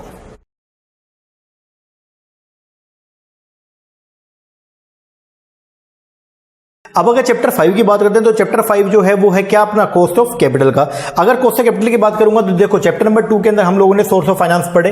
हर सोर्स की अपनी क्या होती है? कॉस्ट होती है। ओके, तो उनके कॉस्ट को जब हम क्या करते हैं, उनके बेस पर ओवरऑल जब हम कॉस्ट निकालते हैं वेटेड एवरेज करके, तो उसको बोलते हैं हम लोग क्या? Cost of capital. चलो जी पढ़ना शुरू करते हैं। थोड़ा सा चार्ट में देखो क्या बोलते हैं। सोर्स ऑफ फाइनेंस के अंदर जो है वो आपके पास में एक है इक्विटी, एक है प्रेफरेंस, एक है डिवेंचर, एक है रिटेन अर्निंग। इक्विटी की जो कॉस्ट होती है उसको बोलते हैं, देखो कॉस्ट को डिनोट करते हैं के से। इक्विटी को कॉस्ट को बोलेंगे के ई, कॉस्ट ऑफ इक्विटी। प्रेफरेंस की कॉस्ट को बोलेंगे के पी, डिबेंचर की कॉस्ट को बोलेंगे के डी। ये तीनों कॉस्ट होती है आपकी एक्सप्लिसिट कॉस्ट। ठीक है, और रिटेन अर्निंग की कॉस्ट को बोलेंगे के आर। वैसे तो ये चारों कॉस्ट को बोलते हैं स्पेसिफिक कॉस्ट। हर इंडिविजुअल सोर्स की जो कॉस्ट होती है उसको बोलते हैं हम लोग क्या? Specific cost. बात खत्म हो गया। लेकिन जो कॉस्ट अपने को बाहर के लोगों को देनी होती है, like cost of equity, cost of debt और कॉस्ट ऑफ प्रेफरेंस, इसको बोलते हैं हम लोग क्या? Explicit cost. लेकिन जो के आर होती है, कॉस्ट ऑफ रिटेन अर्निंग, ये होती है हमारी कौन सी? Implicit cost. ठीक है जी। इनके बेस पर, इन चारों के बेस पर जो हम वेटेड एवरेज कॉस्ट निकालते हैं उसको बोलते हैं के ओ या के डब्ल्यू। इसको बोलते हैं minimum required rate of return, या यही है हमारी कॉस्ट ऑफ कैपिटल या weighted average cost of capital. WACC बोलो, KO बोलो, KW बोलो, एक ही बात है। इसी को कंबाइंड कॉस्ट बोलते हैं। अब कॉस्ट की बात करें तो कॉस्ट ऑफ कैपिटल जो है वो डिस्काउंट रेट है पूरे FM के अंदर। जब कभी भी हम डिस्काउंटिंग करते हैं तो जिस रेट से करते हैं उसको बोलते हैं हम लोग कैपिटलाइजेशन रेट, या वही होती है हमारी क्या? Cost of capital. अब कॉस्ट ऑफ कैपिटल के लिए जो है कुछ बातें अपने को ध्यान रखनी पड़ेंगी भाई। कुछ एक फैक्टर है, 4 फैक्टर जो आपकी कॉस्ट ऑफ कैपिटल को क्या करते हैं? अफेक्ट करते हैं। सबसे पहला आएगा इसमें क्या? Risk free interest rate. Risk free interest rate के आपके यहाँ पे जो है वो 2 कंपोनेंट है, एक है रियल इंटरेस्ट रेट और एक है परचेजिंग पावर पैरिटी। तो रिस्क फ्री के अंदर आपका एक तो होगा रियल इंटरेस्ट रेट जो पूरे वर्ल्ड के अंदर हमेशा क्या रहेगा? सेम रहेगा। और एक होता है इन्फ्लेशन। इन्फ्लेशन रेट जो है वो कंट्री बाय कंट्री जो है वो क्या करता रहेगा? वेरी करता रहेगा। और जो रिस्क फ्री इंटरेस्ट रेट है उसके अंदर ये दोनों चीजें आएंगी, रियल भी आएगा और साथ में क्या आएगा? Purchasing power, risk premium. दूसरा आएगा बिजनेस रिस्क। आपने जब काम करना शुरू किया तो आपने कुछ एक्सपेक्ट किया होगा कि हमारा इतना इतना EBIT आएगा, मतलब इतनी इतनी अर्निंग तो हम कमा लेंगे। तो क्या पता रियल के अंदर आप उतनी अर्निंग ना कमा पाओ। तो जो वेरिएशन होता है EBIT में उसको बोलते हैं हम लोग क्या? Business business risk. फिर आएगा जी आपका फाइनेंशियल रिस्क। अगर बात करूंगा फाइनेंशियल रिस्क का, तो ये क्या होता है बेसिकली, जब हम हमारे कैपिटल स्ट्रक्चर में डेट का पोर्शन बढ़ता है तो क्या पता हम डिबेंचर्स के ऊपर जो इंटरेस्ट का पेमेंट टाइमली बेसिस पे ना कर पाए, उसको बोलते हैं हम लोग क्या, फाइनेंशियल रिस्क। मतलब हम हमारे फिक्स्ड फाइनेंशियल चार्ज, जिसके अंदर आएगा आपका प्रेफरेंस का डिविडेंड, वो भी फिक्स होता है, अपने को फिक्स रेट से देना होता है, और एक आएगा डिबेंचर के ऊपर इंटरेस्ट। अगर मान लो ये दोनों चीजें जो है इनको पे करने में अपने को कठिनाई है, क्या पता हम ये टाइमली बेसिस पे ना कर पाए, तो उसको बोलते हैं फाइनेंशियल रिस्क। फिर अदर कंसीडरेशन में दो आएंगे, एक आएगा आपका लिक्विडिटी और एक आएगा क्या, मार्केटेबिलिटी। ठीक है, तो ये चार फैक्टर हैं जो आपके कॉस्ट ऑफ कैपिटल को जो है वो क्या करते हैं, प्रभावित करते हैं। आप मेजर कैसे करेंगे कॉस्ट ऑफ कैपिटल को, तो सबसे पहले नंबर पे आएगा cost of debt. Cost of debt दो तरह के हैं, एक है इरिडीमेबल, एक है रिडीमेबल। इरिडीमेबल के अंदर केडी कैसे निकाल, तो KD is equal to interest upon net profit into में 100। या अगर टैक्स रेट भी है तो फिर क्या करोगे, जो आपका इंटरेस्ट होगा उसको 1 माइनस टैक्स करेंगे, ताकि उसके बाद टैक्स का बेनिफिट कंप्यूट कर सके। तो वहां पे फॉर्मूला क्या जो KD is equal to interest into 1 minus tax upon net profit into में 100। अगर रिडीमेबल डेट है तो रिडीमेबल डेट के अंदर जो आपका केडी रहेगा वो क्या रहेगा, interest plus maturity value minus net profit upon में एन अपॉन में maturity value plus net profit upon में 2। और अगर टैक्स भी है तो फिर वहां पे फॉर्मूला क्या रहेगा, interest into 1 minus tax plus maturity value minus net profit upon में N upon maturity value plus net profit upon में 2। ठीक है जी, रिडीमेबल हो गया, इरिडीमेबल हो गया। इसके बाद में आएगा जी आपका केपी बोलो cost of preference share. Cost of preference share अगर आपको कंप्यूट करनी है तो वो भी देखना पड़ेगा कि प्रेफरेंस शेयर कैसे है, रिडीमेबल है या इरिडीमेबल। अगर रिडीमेबल है तो फॉर्मूला वहां पे जो है वो क्या रहेगा, dividend upon net profit into में 100। और अगर साथ में सीडीटी भी है, कॉर्पोरेट डिविडेंड टैक्स भी है, तो फॉर्मूला क्या हो जाएगा, डिविडेंड इंटू 1 प्लस सीडीटी, क्योंकि कॉर्पोरेट डिविडेंड टैक्स भी कंपनी को पे करना पड़ता है। एक बात ध्यान से सुनना, कॉर्पोरेट डिविडेंड टैक्स भी कंपनी को पे करना पड़ता है, तो कंपनी के वहां पे दो कॉस्ट हो जाएगी, एक तो जो प्रेफरेंस वाले को डिविडेंड देना है और एक जो उसने सीडीटी पे करना है। तो यहां पे फॉर्मूला क्या होगा, dividend into 1 plus CDT upon में नेट प्रॉफिट इंटू में 100। और अगर वो रिडीमेबल है तो वही डिबेंचर वाला फॉर्मूला क्या बनेगा, dividend plus net profit maturity value minus net profit upon में 2 upon maturity value plus net profit upon में, सॉरी दोबारा बोलता हूं, केपी का फॉर्मूला रिडीमेबल डिबेंचर्स के अंदर, जो रिडीमेबल प्रेफरेंस शेयर के अंदर जो है वो क्या रहेगा, dividend plus maturity value minus net profit upon में 2 अपॉन में maturity value plus net profit upon में 2, ऊपर एन आएगा। सॉरी यार क्या हो रहा है, ठीक है। और अगर डिविडेंड भी है, सीडीटी भी है साथ में, तो फिर क्या रहेगा, फॉर्मूला रहेगा dividend into 1 plus CDT plus maturity value minus net profit upon में N upon maturity value plus net profit upon में 2। ठीक है जी। इसके बाद में ये प्रैक्टिकल क्वेश्चन मैंने सारे क्लास में करवाए थे, तो आप देख लीजिएगा। फिर आएगा cost of equity. Cost of equity को कंप्यूट करना थोड़ा सा टिपिकल होता है, क्यों, क्योंकि कॉस्ट ऑफ डेट निकालना बहुत इजी है, क्योंकि वहां पे पहले से डिस्काउंटेड दे रखा होता है, मतलब जो इंटरेस्ट रेट दे रखा होता है, जैसे 8% debt, 10% debt. Cost of preference निकालने में बहुत इजी है, क्योंकि वहां पे भी जो है वो प्रेफरेंस का डिविडेंड का रेट पहले से दिया होता है, जैसे 10% प्रेफरेंस शेयर, 12% प्रेफरेंस शेयर। लेकिन कॉस्ट ऑफ इक्विटी में ऐसा कुछ भी नहीं होता, तो उसको निकालने के कुछ आपके पास में जो है वो क्या आएंगे, मॉडल आएंगे। सबसे पहले dividend yield model. Dividend yield model का जो है वो क्या होता है, D1 अपॉन में P0 इंटू में 100। और D1 कैसे निकालते हैं, D1 निकालने का फॉर्मूला होता है, D1 निकालने का फॉर्मूला जो है वो क्या, D0 इंटू 1 प्लस में ग्रोथ। डिविडेंड यील्ड प्लस में ग्रोथ फॉर्म जो है वो ये, इसमें फॉर्मूला क्या रहेगा, D1 अपॉन में P0 इंटू 100 प्लस में ग्रोथ। अर्निंग यील्ड के हिसाब से अगर आपको KE निकालो तो फॉर्मूला क्या रहेगा, EPS अपॉन P0 इंटू में 100। अर्निंग यील्ड प्लस ग्रोथ के हिसाब से निकालना तो क्या रहेगा, EPS अपॉन P0 इंटू में 100 प्लस में G। रियलाइज यील्ड क्या होती है, जो प्रीवियस ईयर के अंदर जिस तरीके से आप निकालते थे, जो कॉस्ट ऑफ कैपिटल था वही अगर उसी को ही एज्यूम कर लें तो वही आपका क्या हो जाएगा, रियलाइज यील्ड हो जाएगा। और फिर आएगा कैपम। कैपम का मतलब है कैपिटल एसेट प्राइसिंग मॉडल। इसके थ्रू जब आप क्या निकालते हो, कॉस्ट ऑफ कैपिटल निकालते हो, तो इसका फॉर्मूला जो है वो क्या बनता है, as per CAPM K is equal to RF risk free plus में beta of security into RM minus में RF करके। ठीक है जी। और कॉस्ट ऑफ रिटेन अर्निंग जो है इसका फॉर्मूला होता है KR is equal to KE into 1 minus में परसेंटेज ब्रोकरेज और फ्लोटेशन कॉस्ट। ठीक है, ये इस तरीके से आप निकालते हो किसको, KR को। लो जी, ये हो गया जी आपका चैप्टर कॉस्ट ऑफ कैपिटल। इसको कर लीजिएगा एक बार। और ये बात ध्यान रखिएगा, सभी चारों फैक्टर के अलग अलग कॉस्ट को बोलते हैं स्पेसिफिक कॉस्ट, और कंबाइंड कर दे तो क्या बनेगी आपकी, बोलो सर। अगर कंबाइंड कर देंगे तो वो बन जाएगी हमारी कौन सी, ओवरऑल कॉस्ट। दूसरा KD सबसे कम है, उससे ज्यादा होती है KP और सबसे ज्यादा होती है KE, थोड़ा ध्यान रखिएगा। और KR जो है वो KE से कम होती है।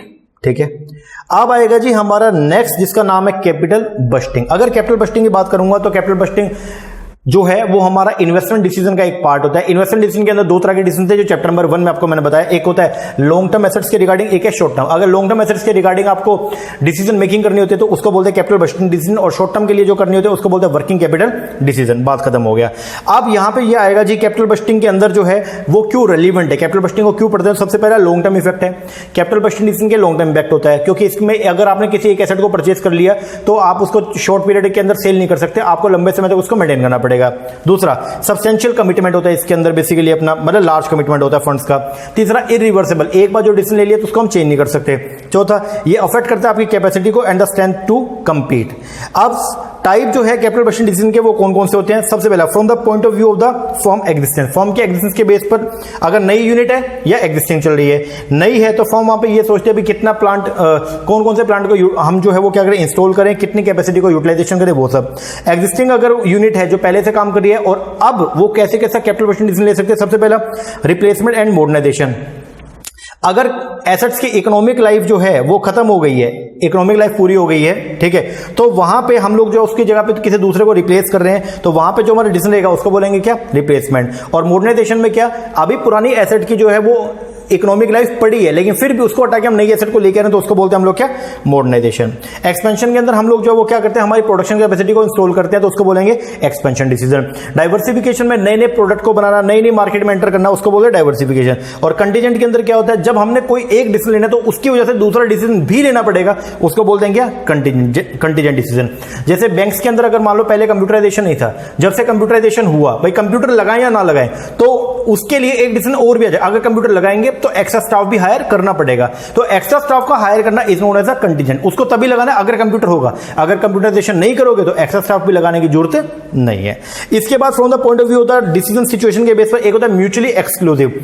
म्यूचुअली एक्सक्लूसिव डिसीजन कौन सा होता है, अगर हम बात करें तो जहां पे आपके पास दो प्रोपोजल है या दो अल्टरनेट है, उनमें से किसी एक को सिलेक्ट करोगे और एक का सिलेक्शन दूसरे का क्या बन जाएगा, रिजेक्शन बन जाएगा, उसको बोलते हैं म्यूचुअली एक्सक्लूसिव डिसीजन। एक होता है accept reject decision. Accept reject में क्या होता है, हर आपके पास जो भी अल्टरनेट होते हैं उनको आप जो है वो क्या करते हो, इंडिपेंडेंट वे के अंदर जो है वो देखते हो, उसको बोलते हैं आप लोग एक्सेप्ट रिजेक्ट डिसीजन।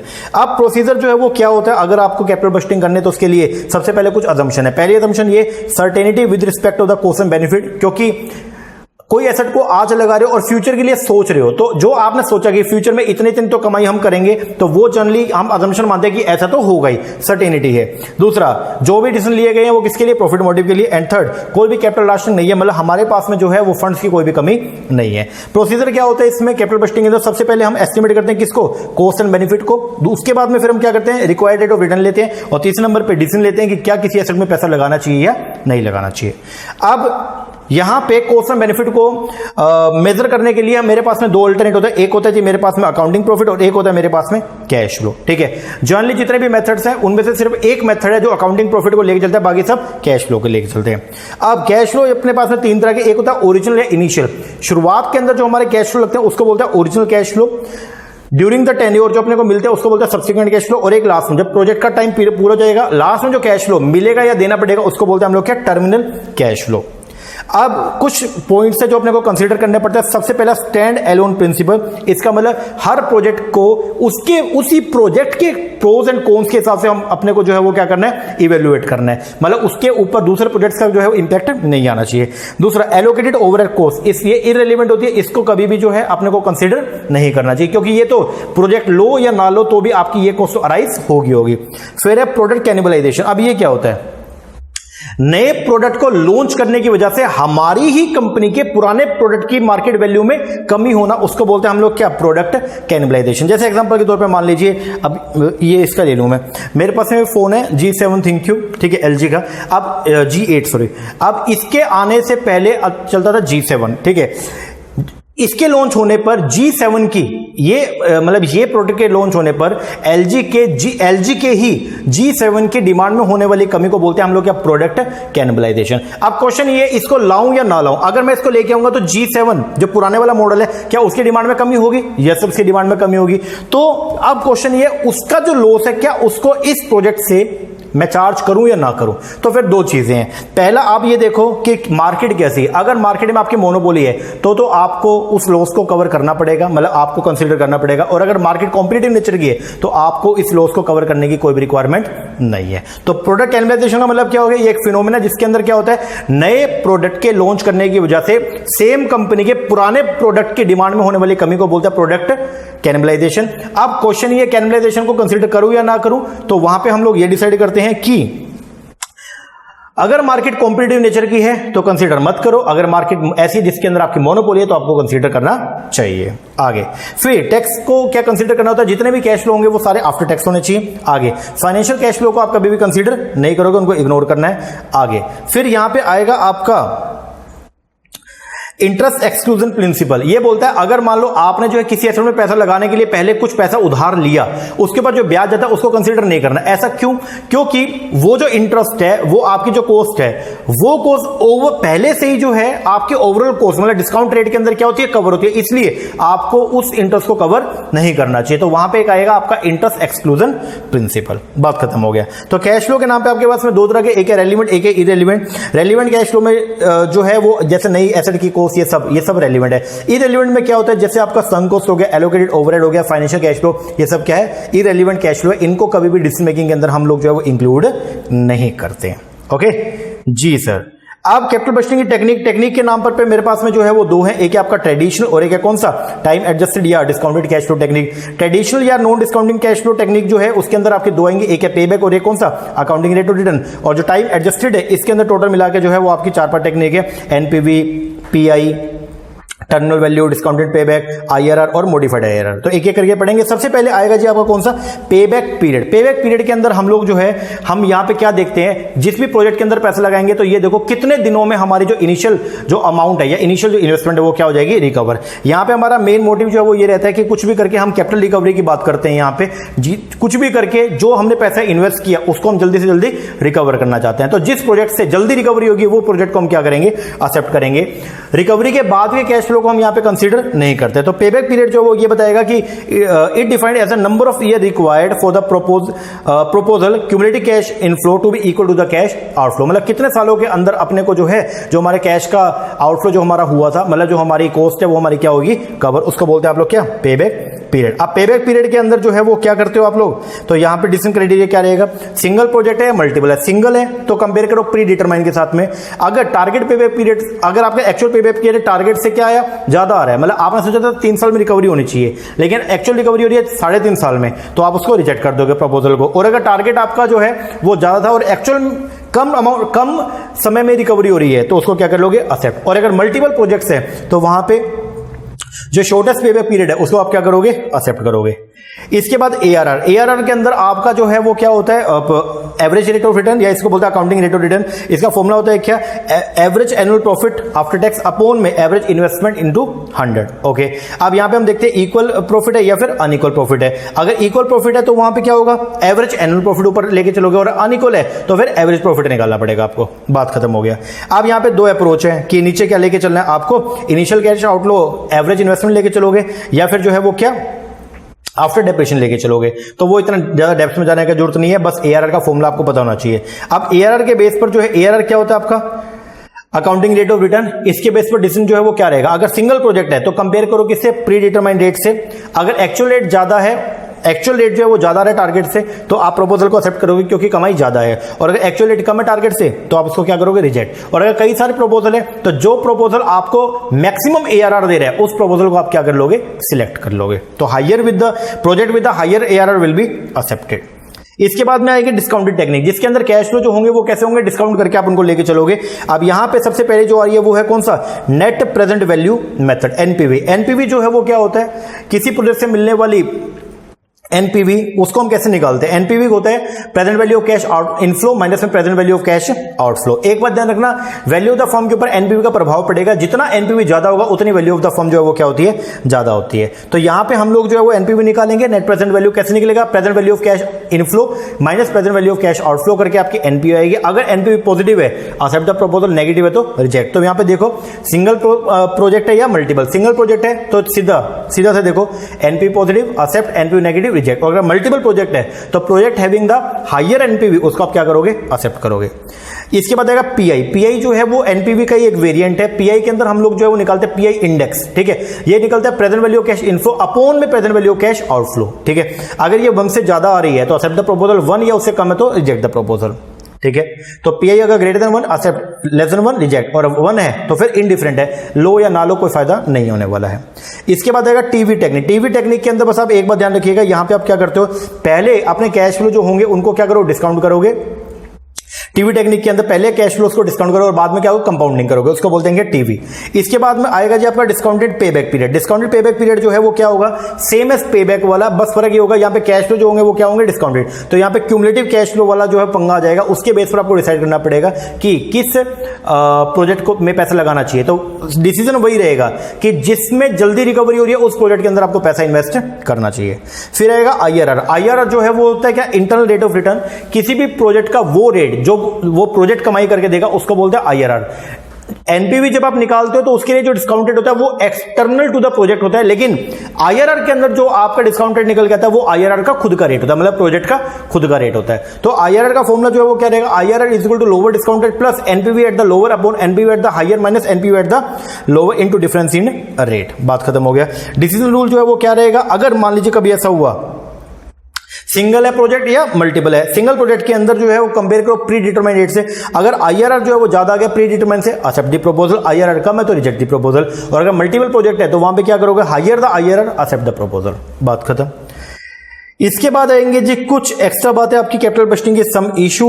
वो क्या है, सबसे पहला ये aggregation the project of feasibility set approach. ये जो है वो क्या बोलती है, The NPV of the various proposal are put in different possible combination, अलग अलग पॉसिबल कॉम्बिनेशन में आप लेके आओगे। ये बेसिकली फिजिबल अप्रोच को तब बनाते हैं जब आपके पास में कैश की शॉर्टेज है। पैसा तो था मेरे पास में कम, प्रोजेक्ट थे 3-4, लेकिन उसमें से मैं 2 या 3 को फिनांस कर सकता हूं, तो हम क्या करेंगे, इस तरीके से वो करेंगे, मतलब ऐसे कॉम्बिनेशन बनाऊंगा उन प्रोजेक्ट्स का जहां से मेरी एनपीवी क्या है, मैक्सिमम है। फिर इन्फ्लेशन की बात करेंगे, 2 तरह का इन्फ्लेशन रेट यहां पे होता है, एक होता है डिफरेंशियल, जब अलग अलग रेट ऑफ इन्फ्लेशन आपको देखने को मिले उसका बोलता है डिफरेंशियल, और एक होता है सिंक्रोनाइज इन्फ्लेशन। इसमें क्या होता है, in this rate of inflation जो है वो हमेशा क्या रहेगा, सेम रहेगा। अब ये बात ध्यान रखना, 1 प्लस नॉमिनल डिस्काउंट रेट, इसकी एक इक्वेशन होती है, मतलब नॉमिनल डिस्काउंट रेट के अंदर क्या होगा, रियल इंटरेस्ट रेट भी होगा और इन्फ्लेशन भी होगा, लेकिन मैथमेटिकली अगर निकालना पड़े तो निकलता कैसे, 1 plus nominal discount rate is equal to 1 plus inflation rate into 1 plus में रियल डिस्काउंट रेट। 2 होते हैं, एक होता है मनी कैश फ्लो, एक होता है real cash flow. Money cash flow या इसी को नॉमिनल कैश फ्लो भी बोल देते हैं, और एक होता है रियल। तो मनी कैश फ्लो के अंदर इन्फ्लेशन इंक्लूड होता है और रियल कैश फ्लो के अंदर इन्फ्लेशन इंक्लूड नहीं होता, ठीक है जी। एक होता है जी, फिर आएगा आपका परपेचुटी। अगर आपको प्रेजेंट वैल्यू परपेचुटी निकालनी पड़े तो उसका लिए फॉर्मूला होता है सिंपल सा, क्या वो होता है एन्युटी का अमाउंट लो अपॉन में क्या कर दो, रेट ऑफ डिस्काउंट कर दो, तो ये आपका निकल जाएगा present value of the perpetuity, ठीक है। इसके बाद डेफरेबल डिसीजन वो होते हैं जिनको आप जो है आगे लंबे समय के लिए मतलब जिनको डेफर्ड भी कर सकते हो, मतलब जिसको आप आगे मतलब अगले सालों के लिए डेफर कर सकते हो। डेफर का मतलब यहां पे ये है बेसिकली कि आप जिनको कुछ सालों के लिए या कुछ समय के लिए उसको पोस्टपोन कर सकते हो, उसको बोलते हैं डेफरेबल डिसीजन, ठीक है। अब रिस्क एनालिसिस, कैपिटल बजटिंग के अंदर हम रिस्क को भी जो है वो क्या करते हैं, एनालाइज करके चलते हैं। तो उसके लिए हमारी कुछ अप्रोच है, एक होता है कन्वेंशनल अप्रोच और एक है कौन सा, स्टैटिस्टिकल। तो बेसिकली अपने पेपर में कन्वेंशनल है, सबसे पहला पेबैक पीरियड। तो अगर रिस्क को कंसीडर करके चलना है तो पेबैक पीरियड को क्या करो, शॉर्टन कर दो, सिंपल सी बात। वैसे पूरा एक्सप्लेन किया था मैंने क्लासरूम में, अभी के बस ये ध्यान रखना, सिंपल सा जो पेपर में आ सकता है क्या, कि रिस्क के अंदर कन्वेंशनल टेक्निक के अंदर सबसे पहला पेबैक पीरियड है, और पेबैक पीरियड के अंदर हम क्या बोलते हैं कि आप जो है वो क्या करो, जो आपका टारगेट पेबैक पीरियड है उसको क्या कर दो, शॉर्टन कर दो। दूसरा, रिस्क एडजस्टेड के हिसाब से अगर करना है तो आप जो है रिस्क एडजस्टेड डिस्काउंट रेट को क्या कर दो, इंक्रीज कर दो। सर्टेनिटी इक्विवेलेंट जो है वो क्या बोलता है, ये बोलता है कि आप जो है जो आप कैश फ्लो अपने यहां पे कंसीडर करके चलोगे वो कैश फ्लो कैसे हो, जो सर्टेन हो। तो उसके लिए आप अपने कैश फ्लो को जो है, जो डिस्काउंटेड कैश फ्लो आएंगे उनको सर्टेनिटी इक्विवेलेंट फैक्टर से क्या करोगे, मल्टीप्लाई करोगे। इसके बाद आएगा जी आपका सिनेरियो एनालिसिस के अंदर हम लोग जो कैश फ्लो हमारे पास में आएंगे, कैश के इनफ्लो, उसको हम तीनों बेसिस पे देखेंगे। अगर गुड इकोनॉमिक कंडीशन है तो कैश इनफ्लो क्या होगा, अगर एवरेज इकोनॉमिक कंडीशन है कैश इनफ्लो क्या होगा, और अगर पुअर इकोनॉमिक कंडीशन तो कैश इनफ्लो क्या होगा।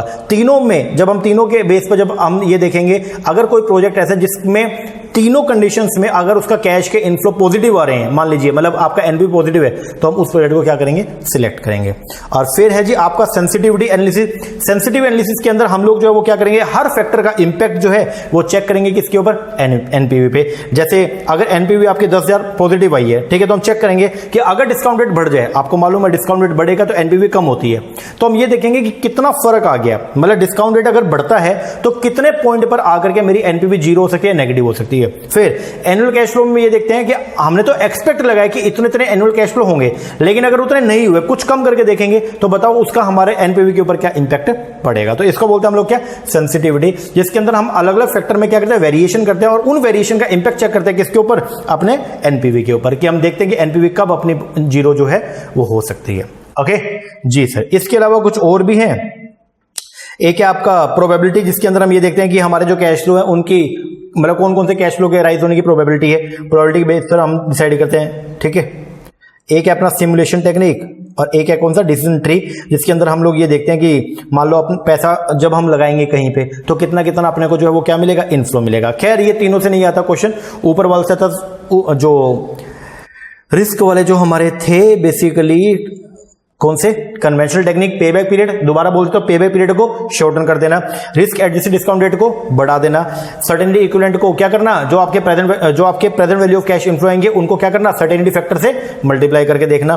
सिनेरियो के अंदर अलग अलग सिनेरियो बनाना, गुड इकोनॉमिक कंडीशन, बैड और एवरेज इकोनॉमिक कंडीशन। और सेंसिटिविटी के अंदर आप क्या करते हो, अलग अलग फैक्टर के अंदर चेंज करोगे और उस चेंज का इंपैक्ट आप चेक करोगे किसके ऊपर, अपने एनपीवी पे। ओके जी सर। लो जी, ये हो गई है जी अपने 6 चैप्टर कंप्लीट। तो इसको अब आप कीजिए, 6 चैप्टर अपने कंप्लीट है। अब ये फर्स्ट के अंदर अपना कंप्लीट हो गया, ठीक है, फर्स्ट वीडियो के अंदर जो है 6 चैप्टर की रिवीजन कर लिया। अब नेक्स्ट के अंदर हम लोग जो है अगली वीडियो के अंदर 7 से लेकर के और 11 जो अपना 7 चैप्टर वर्किंग कैपिटल, यहां से हम शुरू करेंगे। तो 7 से लेकर के 11 की रिवीजन जो है वो अगली क्लास में करेंगे। ओके जी सर। लेक्चर कैसे लगा कमेंट करके जरूर बताइएगा, अच्छा लगा तो अच्छा कमेंट कीजिएगा, अपने दोस्तों के साथ शेयर भी कीजिएगा। और अगर आप हमारा ऑनलाइन बैच लेना चाहते हैं तो नीचे नंबर दिया हुआ, इसके ऊपर कॉल करके या व्हाट्सएप करके आप इंक्वायरी कर सकते हैं। ओके जी sir. I wish you all the very best आपके एग्जाम के लिए, और एक बार फिर से हैप्पी टीचर्स डे। ओके जी सर। चलो ये कीजिए, मिलते हैं नेक्स्ट लेक्चर में, तब तक के लिए थैंक यू वेरी मच।